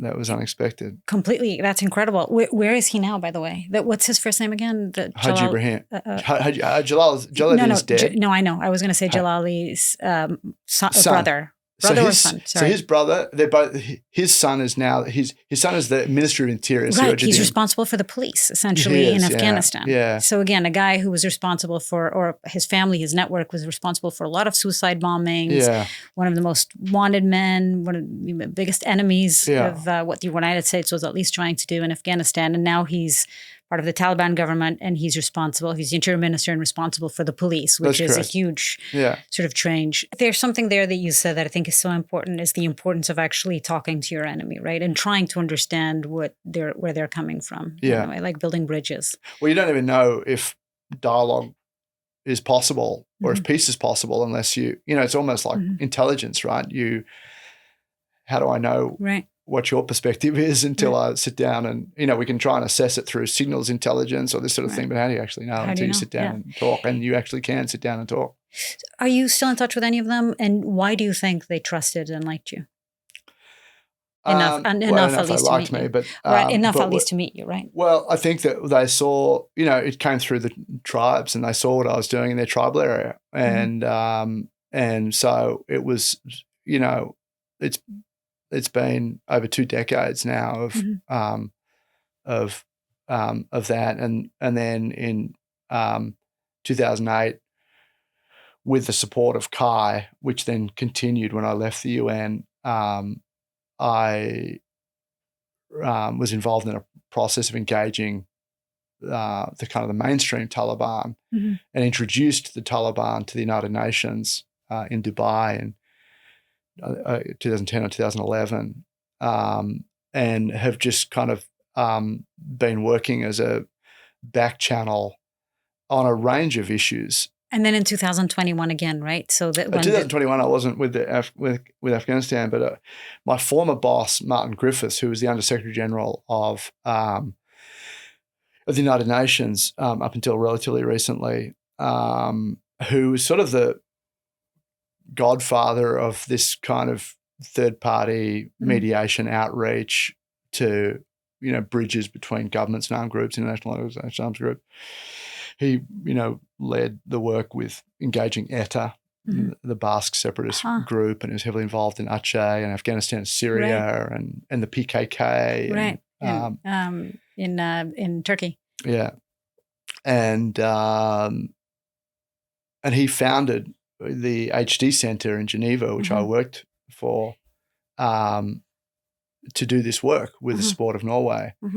So I didn't know much about this group, and I was researching it, and it's actually really fascinating. So the HD stands for Humanitarian Dialogue. And it mediates between governments and armed groups, an organization with no army, no aid budget, no sanctions authority, and no state to answer to, whose entire asset is that both sides will take its call. It describes itself as founded on humanity, impartiality, and independence. The practical function is that it can talk to people governments cannot be seen talking to, which is it's really interesting. It is really interesting. That there's a group that actually does this. There's a number of groups. Yeah, right. But this is one of the most important ones. And so Martin Griffiths is the founder of that group. And so he was the Undersecretary General of the United Nations. And the current Secretary General said to Martin, the Taliban have taken over. You need to get out there and meet with them and find out what the hell's going on. Like, we have all these programs of humanitarian assistance. We've got livelihoods of Afghans, and we need to know if there's continuity or if there's principles that we can agree to maintain this work. And despite the mission that was there and the staff and everything, the Taliban would refuse to meet anyone. And so I was, at home in California, and the phone rang. And it was Martin, and I hadn't spoken to Martin for some months, and he said, this has just happened, and would you believe no one can get anyone to pick up a call? Do you think you'd be able to reach out and see if they'll meet with me? And this is 2021.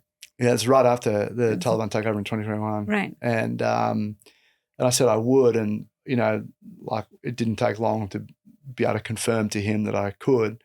And so it was COVID, and so I think the Qatar government organised an exception for me to travel, and I went up to LA and flew to Qatar, and I met Martin in Qatar and the Prime Minister of Qatar and some others, and the Qatar Air Force flew us in the next day to Kabul, and that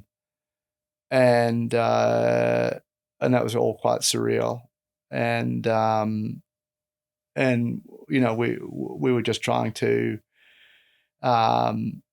agree on certain principles to ensure that programs could continue or not, but it had to be underpinned by a series of principles, and a lot of those principles have been thrown out the window, and it's become very challenging. And I'm assuming a lot of them were human rights human rights and women's engagement in schools and all that sort of thing, impartiality and all these sorts of, we need to say where the vulnerable group is. You can't say it's in our town, give it to this group, not that group. Like, there's a system for determining who the beneficiaries are. It's a needs-based system.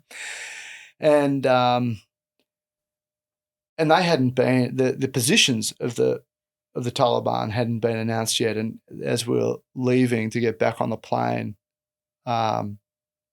it was announced, and it was sort of funny because I used to have my own car in Kabul, and I drive myself around everywhere, and so I know Kabul quite well.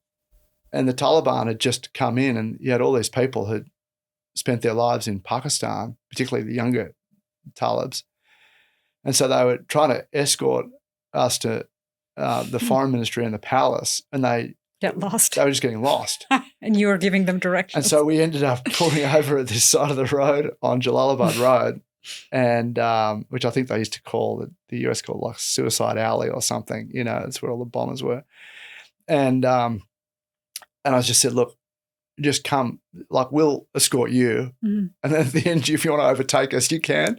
But we're going to be so late to the meetings. And so we ended up showing them the ways around Kabul. That's funny. And then we left. And as we were at the airport, I got a message saying that, you know, Sirajuddin's been announced. Here are the announcements, the Prime Minister, the Minister of Interior, Minister of Defence and all these things. And there was a US delegation who had arrived or were in Qatar, and we met with the Secretary of State and his delegation, Tony Blinken, and gave them a kind of a briefing and told them, you know, Sirajuddin's now the Minister of Interior, and what was your reaction against somebody that made who him wince? You know, yeah, it made him wince. Did it make you wince? I mean, you knew him personally, but you also knew that he was. We met him over right. there. You know, I think there's been some profiles of Sirajuddin in the previous years, and I think that, you know, I think that you can't call anyone in the Taliban moderate, but I think that when we were engaging with him, I think that he supported. Was one of those leaders who supported the girls' education agenda, and was kind of trying to work constructively in that regard, and that's not saying anything other than my experience with him. And so, you know, in some ways, there's a real irony that the sort of the number one enemy is probably one of the, you know, I spoke to the US envoy at one point, and he goes, can you just bloody believe that US number one enemy might be like our kind of moderate channel inside the Taliban. Right. And with huge power inside the country right now too. Yeah, with huge power. And I think it speaks to, you know, all the things we're talking about. You know, in the context of America's longest war and a conflict and true violence and abhorrent violence and suicide attacks and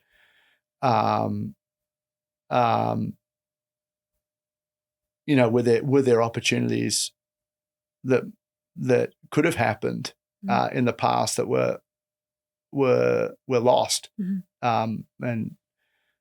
and you know, that's all in the dustpan of history. Yeah, and it's like you said, like if he's the moderate, then you can only imagine what the others are like, right? Yeah, the people that are fighting against women's education or representation or all the other human rights abuses that are happening in the country. Yeah. And then so then you apart from Afghanistan, you've also been involved in a lot of hostage negotiating. Can you tell us a couple of stories? I think there's one in Somalia, right, where there was a proof of life. Tell us, can you, as much as you can, because I know there are a lot of this stuff you can't talk about, but whatever you can talk about. I think that I think that you're referring to one in Pakistan, where a proof of life, and it had to refer to a famine in and you know, one of the things that you're trying to do, obviously, with a hostage negotiation, you know, it's guided by the idea that you want to get them out safely and quickly, which is never easy. But also, if you're going to sit down and talk, you need to know that the person that you're sitting down and talking to is not a fraudster, right. And there's a real market, believe it or not, for people representing themselves to be representatives of this group or that group, And even if they get, a trip to Dubai and $5,000, that's a coup, right? There's no downside and only upside, and some of them get a lot more. Right. Or people pretending to have that certain hostage and not having them at all. People pretending to have a hostage, or people pretending to be part of to have the access to the right people to that have just give me hostage, this and this and empower me. Right. And so it's even just ascertaining that you're talking to the right person is sometimes difficult, and that person can affect change on the ground. And so, one of the little tricks we used to do is we'd get like a banknote, a Pakistani banknote, and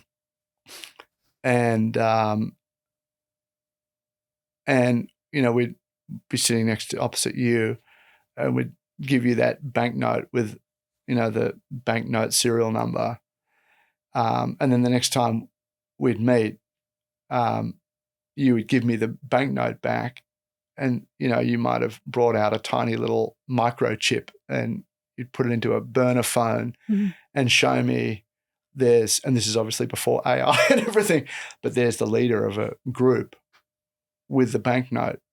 Oh wow! With the same banknote, with the banknote, right? Saying, I understand we have a mutual friend, and he wanted me to show you this, and then you can see the serial number, and this is just to say that please continue to talk to my friend, and and we're going to work in good faith, and so even just the exercise and going through to find out, okay, this is the right person. He's telling me the truth. Yeah, he has access to this group. Yeah, and then how do we know that the hostage is alive, and being, and what you want is some sort of guarantee as well that from this point on, whatever's happened in the past, they won't be beaten. They'll be fed and cleaned, and all, their conditions will be, basic and humane. And but they're alive. There's no point in you and I talking, even if you have access, if they're dead. And so you want to have some sort of a timestamp. So you'll ask for a proof of life, which will be a video, and they'll do everything they can to make sure that there is nothing. Right. Blank background, nothing that identifies the location. Nothing that can identify the weather. Right. What time of day, a shadow, or anything. Right. To let on to where that person might be held. And so there's no timestamp. And you need to know at a minimum that person was alive on that day. And so, in one instance that we knew that there were famine-like conditions that we were working on in Somalia. And so we asked for this proof of life for the hostage to refer to his concern over the reports of the famine in Somalia, and it just allowed us to know, okay, that this person not only is credible, he's got access, but this is not a video they recorded 3 months ago. It's a video that recorded since we talked, and we can on that basis we can move forward. That's why I thought it was in Somalia, but the actual hostage negotiation was happening in Pakistan. Yeah, because the line was, "I am also concerned about the famine in Somalia." That was the line that you needed the person to say, so you knew that they were alive.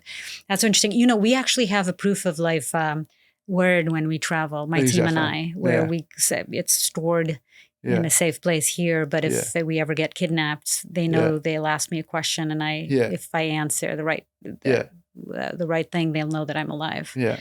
I just want to get home and get a hamburger or whatever it might be. Yeah. I'm not going to tell you what mine is, Tom. I don't expect you to. Don't worry. And that's not mine.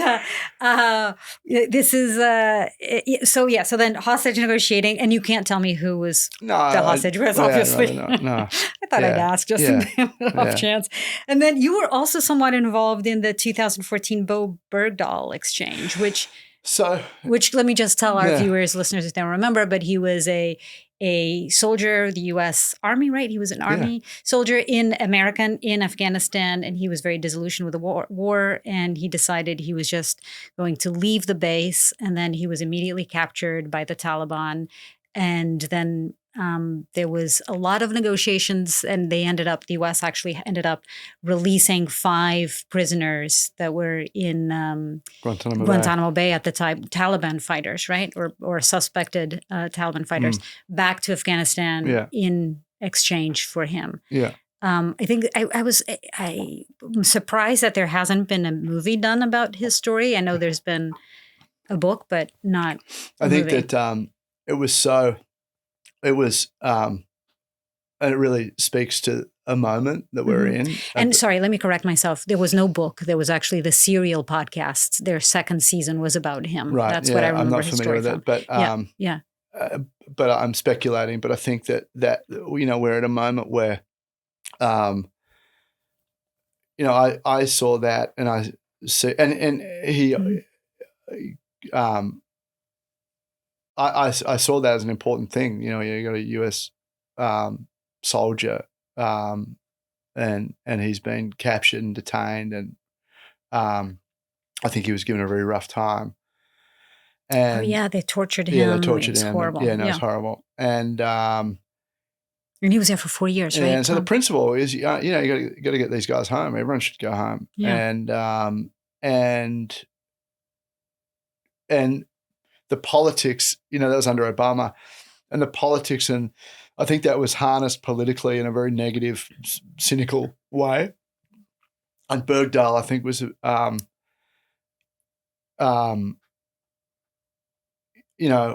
I can't remember the circumstances, but I think he was villainized by many people, right? They said he was an idiot. He had abandoned. He had an abandoned base and put all these lives at risk, and he really was demonized and villainized, right. and it was harnessed in a really ugly political way, right? Which made engagement and everything more difficult, right? And and so my small part in that was, the Haqqanis were keeping Bergdahl, and so they'd agreed on how many might be released in negotiations that I weren't involved with. I was asked to speak to the Haqqanis about who they needed out for it to work, and so there were 2 names, and they were on the top. They were the number 1 and 2 on the final list of the Gitmo 5. It was these 2 names that I brought back from them, and one of those names was someone who they said, he actually will be, he's useful if there are peace talks, he'll be useful in peace talks, and he was actually present in a number of the peace talks under the Biden administration and then Trump administration. So after he was released. Wow. Yeah. Wow. And so you were a strong believer that you guys should try everything you could. Everyone should try everything they could to bring this soldier back home, even though he had deserted his post. And I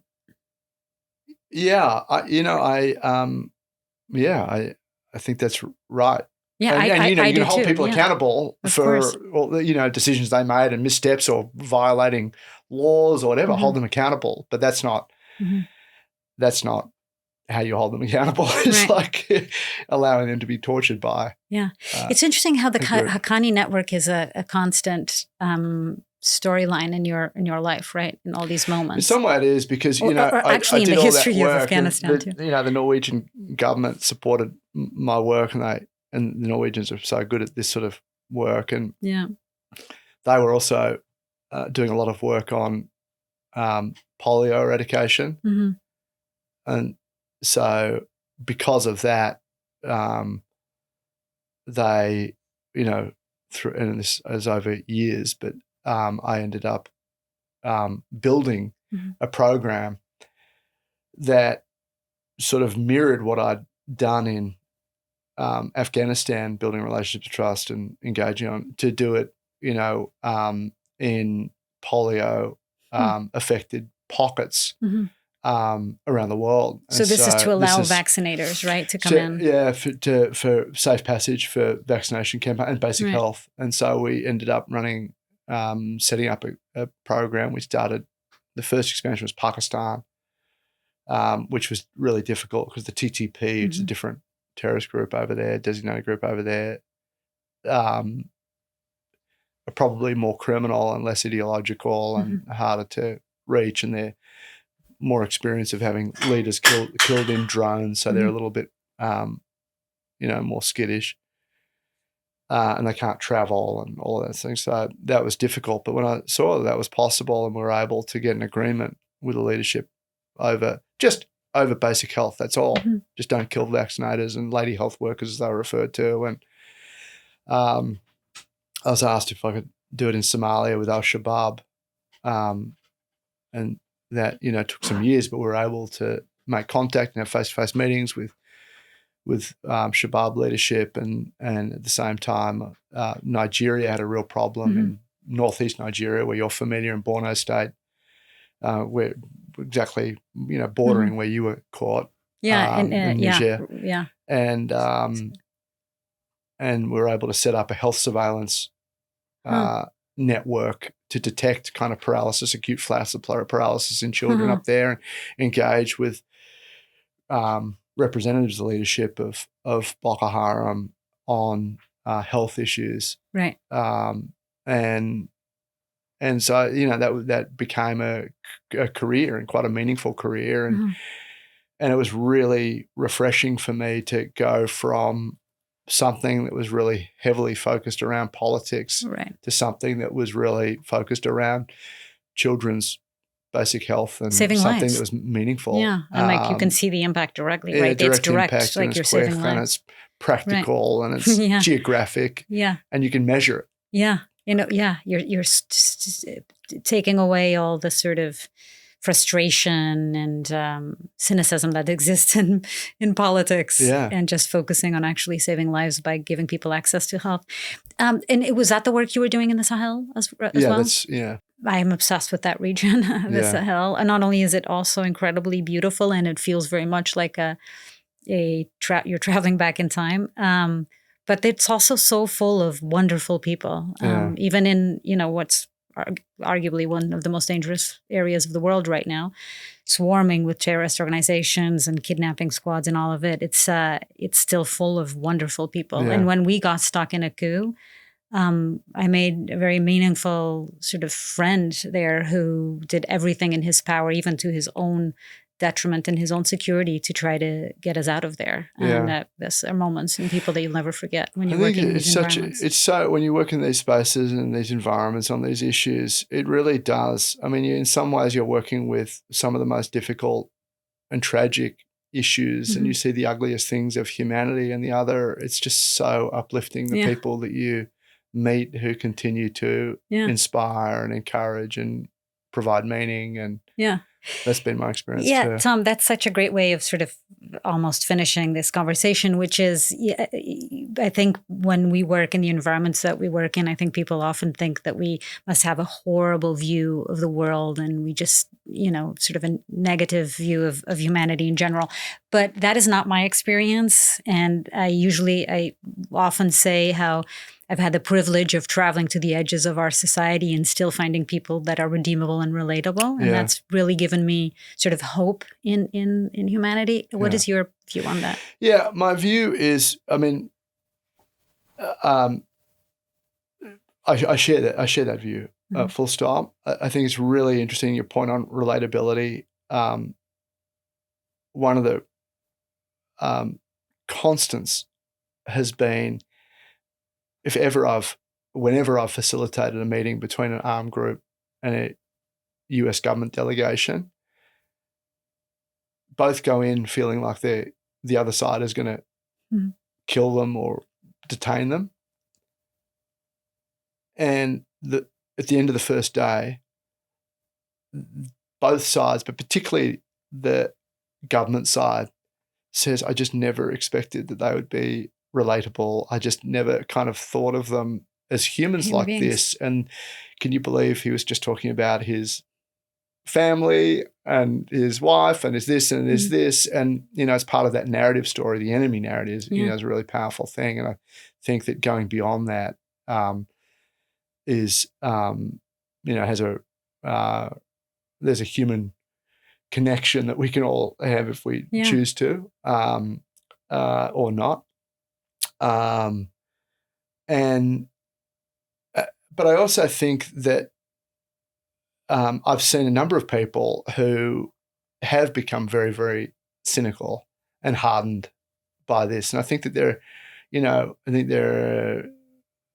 a number of ways it can sort of manifest. And I think that, unfortunately, it can harden you, and it can close you off and make you feel more cynical and more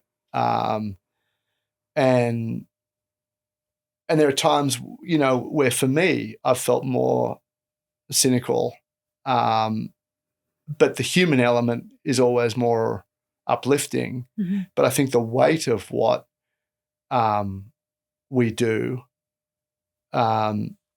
is something that, I think we tell ourselves, like, and it doesn't matter if it's like a war correspondent or what you do as a journalist telling stories, or what I was doing, it really it has an enormous emotional and psychological impact. Yeah. And I had some real PTSD when I left, and I didn't even really kind of know that I had it.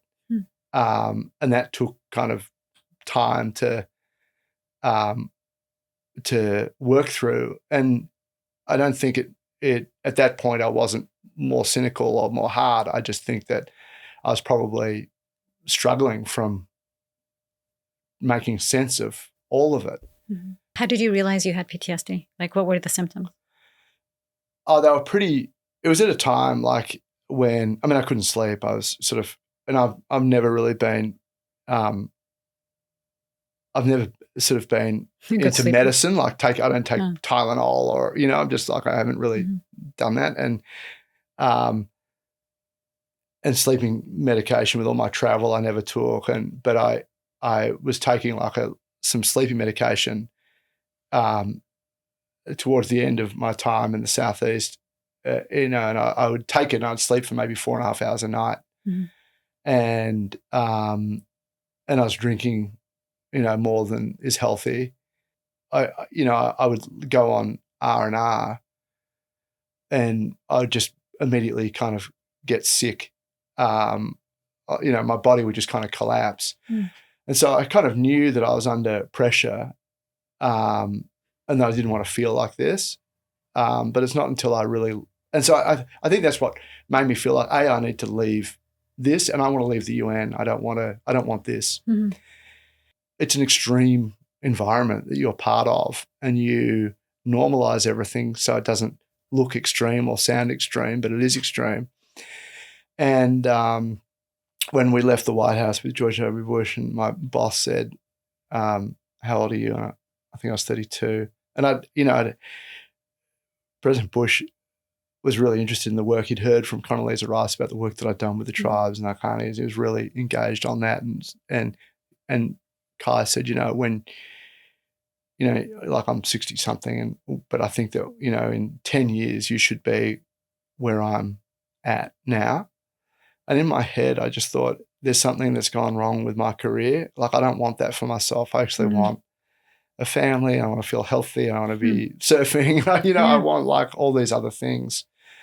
And so I knew that I didn't just need to have a holiday or extended time off. I wanted to get out of change your life. Change my life and not be living in a war zone. And we at night, there were attacks at night and attacks during the day and death threats and this sort of thing. So it was a lot of pressure. Right. And when I left for good, I just all of a sudden, my short-term memory all but disappeared.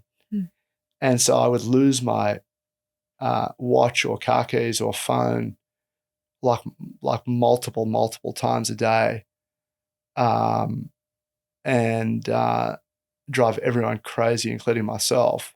And it was so bad that I would, I'd get to a gas station, and in those days, you needed a key, I think, to open the fuel cap or something. And I'd say, okay, I've got this, like, I knew I had a problem. And so I'd just put the keys here. So you wouldn't know. So I'd know. Yeah. And then I'll go inside and buy a bottle of water at the gas station and come out, and I'd go and buy a bottle of water and maybe spend 45 minutes searching for the keys. Wow. And then when I saw them, I knew that I'd put it there. But that was like multiple times. My short-term memory disappeared, and my ability to kind of make decisions in that sort of thing disappeared. And I had terrible nightmares, and I couldn't be in, your studio would be very safe because there's no glass. But I'd walk into, my mother's apartment in Melbourne, and she's got these big glass windows, and I just didn't want to sit anywhere near them in case there was a blast. Wow. And so there was, I'd hear a truck go over a pothole and one would just drop to the ground, or Wow. It was really raw for me, and I didn't know what it was, and I just knew that I needed to sort of take the time. And PTSD wasn't really it wasn't talked about or written about, at least at that time. It wasn't mainstream at all. And I was living in, and so I almost stopped drinking and went to, started doing yoga more, and just tried to sort of rebuild some health. And then spent almost a year in the Basque Country in a little village where I was just surfing and hiking and fly fishing and enjoying life. And I was doing some writing. I wrote some policy pieces and did a little bit of work, but mostly disconnected from everything. And so I was sitting on the couch one day and I was reading the International Herald Tribune, and on the front page it said these soldiers, US soldiers, are coming back from Iraq and Afghanistan with this thing called PTSD. It's like on the rise. And so I jumped on the internet to like Google this PTSD thing. And I was like, oh my gosh, this is what I've got. And it was like for me finding out I was dyslexic. It was just like so reassuring. It was so comforting. It was like, oh my God, this is what I've got. Like, great. There's something. Like, yeah, right. Yeah. I know.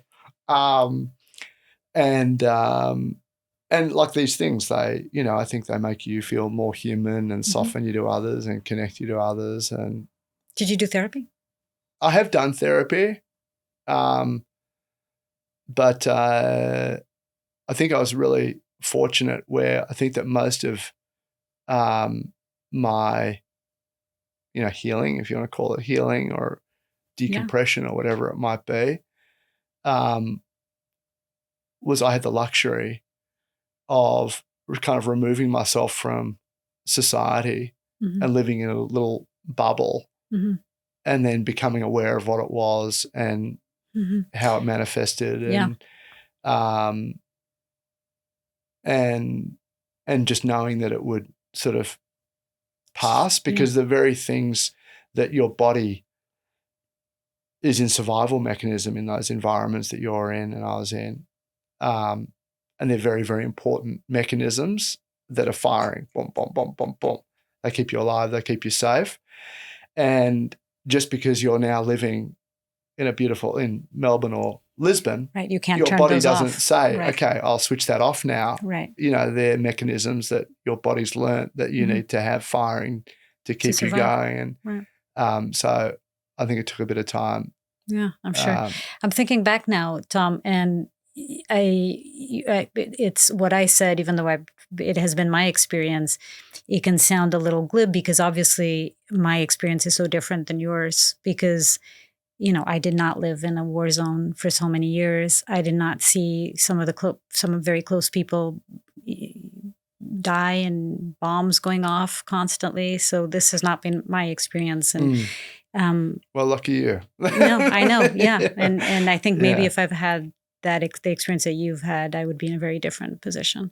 No, I think that, that the point you made to respond to that, I agree with completely, which was, isn't it incredible going out to these places and it's just, you see people with no resources working on behalf of other people. Right. And that's inspiring. Yeah. And, we all have jobs and families and work and life and commitments and hobbies. And there aren't many of us thinking, what can I do for others? And you meet a lot of people in these places. Right. And not just, locals, but I'm really blown away by some, even though I made a personal choice to leave and it was the right choice for me, I really meet some incredible international staff who've given up kind of everything. Yeah, their lives. For their belief. Right. It's pretty incredible. It's incredible. Yeah, and you did that for so many years. Yeah, yeah. I think nobody will take that away from you. Yeah. And thank you for that. Tom, you have a really interesting story with Bono. Can you tell me what that is? Yeah, I was introduced to Bono through a common friend, and long story short, Bono,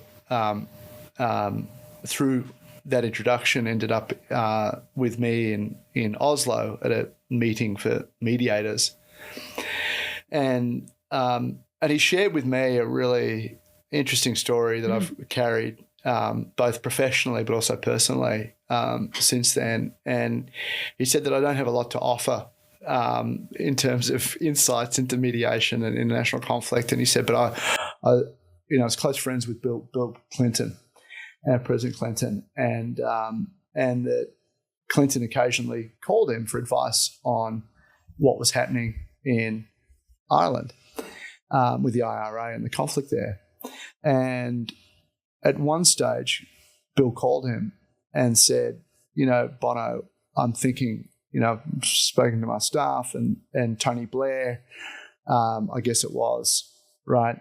And we are thinking about hosting Gerry Adams, the leader of Sinn Féin, the political arm of the IRA, right. At the White House. And Bono said to Clinton, you have no idea what you're doing. You're inviting a terrorist with blood on his hands into the White House, and you're on the wrong side of history. And not only will I not forgive you, the Irish people won't ever forgive you. And Bono said that Clinton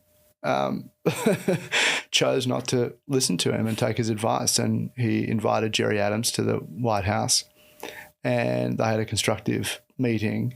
And through that dialogue, ultimately, there was the Good Friday Agreement, which brought peace to Ireland and England, the UK, and Bono was reflecting on it, and he said, "What I encourage you to do as a mediator, and I suppose this is what you need to do, is always be aware of the assumptions and prejudices that you hold, because it's so easy to insult the future and not even identify that you're holding assumptions and prejudices, but just because it's been like that for that long, it will be like that forever." Yeah. And Tom Shannon, who was a friend and a mentor and the former Deputy Secretary of State for the US, and he was acting Secretary of State for a period, and he described my work. He said, "Tom, you're like a cognitive therapist for us, because what you do is allow, through your relationships with two different sides, you allow both sides to see the other and their interests and threat perceptions in a way that they're not able to do without someone in the middle providing that kind of cognitive role." Right. And that, as I say, I think it's as true for the way I engage professionally as I try to with personal relationships. Right. So professionally and personally. Yeah. Yeah. It's the importance of communication. It's so important. I was telling you earlier how I had this show on the Travel Channel, which was called Dining with the Enemy. Actually, when it came to the US, it was called Breaking Borders. But the idea was that you'd invite a chef and a correspondent, a journalist, to travel around the world to conflict zones. And while the correspondent is talking to people on both sides of the conflict, the chef is learning about the cuisine. And then at the end of our tour there, we host a dinner for people from both sides of the conflict to sit together and talk about their problems. And the pilot episode was actually done in a settlement in an Israeli settlement. And we had Palestinians come into the settlement for the first time ever. They'd ever stepped foot on a settlement, and have a dinner with this Jewish, very conservative family. And what started as they were fighting and they weren't agreeing on anything, the dinner ended with hugs and tears, and a lot, I think, because of the wine that we provided. But also they were able to, at the end, of this very sort of tense meal, they were able to find common ground. And it's like you said, I think that's why the work that you do is so important. And we can never forget, like nothing will change without communication. And, I think that what you did in the TV show, is it Dining with the Enemy? Yeah. And I think I've shared with you that I very, in a very different way, but against all convention, when I would facilitate meetings between a designated group and the US government, I was able to sort of have the ground rules, so to speak. And one of them, there was a series of ground rules, but one of them was that every evening we would convene around a round table and have dinner together, the two sides, and not talk about politics. Yeah. And it was incredible for all the same reasons. And there was no wine, obviously, but it really is quite powerful when you're forced into that dynamic. And, after one of those dinners the next day, because it builds trust. Yeah. And the next day we're back in talks and everything's, feeling a bit heavy and serious. And we'd moved on from a hostage discussion to a political discussion. And the US head of delegation and envoy said, invited the leader to share his view on what peace looked like in Afghanistan. This is the height of the conflict. And the response was really interesting. He said, we've been friends in the past and we're enemies now. There's no reason we can't be friends in the future. But in order to talk about peace, we all need to understand why we're fighting. And your presidents have said that they want to have elections, they want democracy, they want to overthrow the Taliban, and they want to decapitate Al-Qaeda. And your presidents have declared success on those four objectives, and yet they're still in Afghanistan. We're still fighting. We're in Afghanistan fighting you because you're in Afghanistan. You've declared success on your objectives, but you're still in Afghanistan. And so if you're able to tell us why you're in Afghanistan, why are you fighting, what do you want, then we can talk about what peace might look like. I thought that was a really interesting question and a difficult question to answer. And I was 100% that the answer we would get would be a diplomatic spin. The envoy, who I respect and admire a lot, and I won't name. American envoy. And I will say that it was a woman, and I say that just because I don't think a man would have answered like this. Said, that they had been a career diplomat. They were a very senior official. They'd worked on conflict for too much of their career. And one thing they had observed was that when a conflict goes on for long enough, and this was America's longest war fighting develops its own logic. And that the United States had been fighting in Afghanistan for so long that they had lost the ability to answer that question for themselves. And that the president had just called upon them to embark on a strategic review so they could identify what their strategic interests were in Afghanistan. And that when that was done, it would be opportune to reconvene and talk about what that looks like. And the honesty of that response was extraordinary, and it was not lost at all on both delegations. The tragedy of the answer, where you've got young men and women sacrificing their lives and taxpayers' money pouring in, and we're there just because we're there was not lost on me, and was hard to hear. Right. The people that are sending you who are sending Americans to die can't even answer that question of why they're doing it, or why they're there. Yeah. Yeah. Yeah. Wow. That's incredible. And I do agree with you that I think that is, that it takes a woman to say that and to be that honest in a way. And that's why I say it was a woman, because I was shocked that it was said at all, and I'm certain that it would only have been said by her. And I think part of it, I'm trying to sort of understand why that to me makes so much sense. And I think part of it is because I think we're less proudful than men in many ways. We're more inclined to accept when we don't have the right answers, or when we fail, in a way that I think men just have so much pride and are grown up to have a harder time showing their weaker side than women do.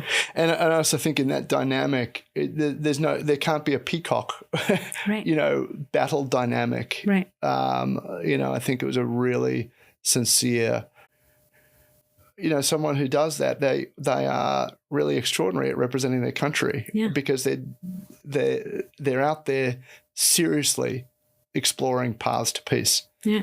We're not going to sugarcoat it. We're not going to spin it. We're not going to anything. And there were probably 4 occasions, and occasionally it'd be like 2 a.m. There were late nights talking and all of that, and I'd get a call saying, "Can you go down to this room or that room and that room?" And there are probably 2 or 3 or 4 occasions where the group pulled me aside and just said, "We are just so impressed that the answer she gave was the honest answer," because it's kind of clear, there was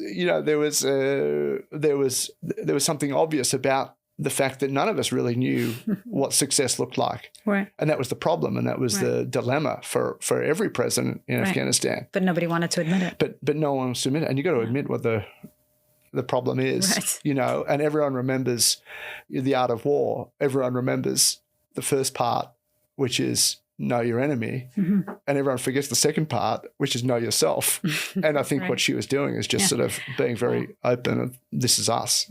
And now you've got, just to bring us to the end, you started this group, right, called the Conciliant. The Conciliant, yeah. Which I didn't know what it meant. I actually had to Google the meaning of conciliant, but it's, you explain it. It's a cool, you have a go. Cool. It's when a lot of, when you can agree, right? When you can agree, everybody can agree on threads can agree on. And you find something in common. And you can distill it down to a single thing that, Which it's, I picked the Hidden Third as a name for this podcast, but it could also have been the Conciliant. Yeah, absolutely. So what is it that you guys do? It's really trying to distill the principles of, trust, and dialogue and conflict prevention, not just mediation, but, how do we sort of avoid this in the first place? And on college campuses, for example, there's been quite a bit of work, sadly, because college campuses are kind of the bastions of free speech. But conflict and international conflict and what's happened, with Israel and Hamas, and to a lesser extent, US, Iran or Russia, Ukraine, has politicized dialogue and the way we speak and what we feel safe to speak and how we approach speaking. And I think it's true in boardrooms and so I've been asked to go in and just sort of reflect as we are today on how we find a common ground. Like how do we say it's all right? Like you have an opinion which I find offensive, right? And suicide bombing is abhorrent. It's against international humanitarian law. There's nothing that can ever be said that can justify that. And yet we can sit down as two sides and we can say, okay, here are divergent interests, and we can just put those aside. But actually, like, let's spend a moment to identify where there are common interests. And out of those common interests, there might be some low-hanging fruit. And it's incredible to see in practice how that applies to a hostage negotiation or a facilitation around peace or whatever it might be, dialogue, to, as I say, a board environment or a college campus or a multi-generational family office. And as I say, to my wife, to relationships as well. It's human trust and human connection and human capital. Yeah. Yeah. And which is why I think the last line that we should say on this episode is the George Bernard Shaw again, the line that the single biggest problem in communication is illusion that it has taken place. It's wonderful, isn't it? Yeah, it is wonderful. And it's why what you've done, you spent your life doing and you're still doing is so important. Thanks, Mariana. It's been a pleasure to talk to you today. Oh, it's been so great. It's that you've led a fascinating life. And I think you're one of the only people that while talking, I was I love my job, but I was kind of jealous of the job that you've had. Like, oh, wow, that sounds amazing. I wish I would have been there too. Thank you so much, Tom, for coming on the podcast. Okay.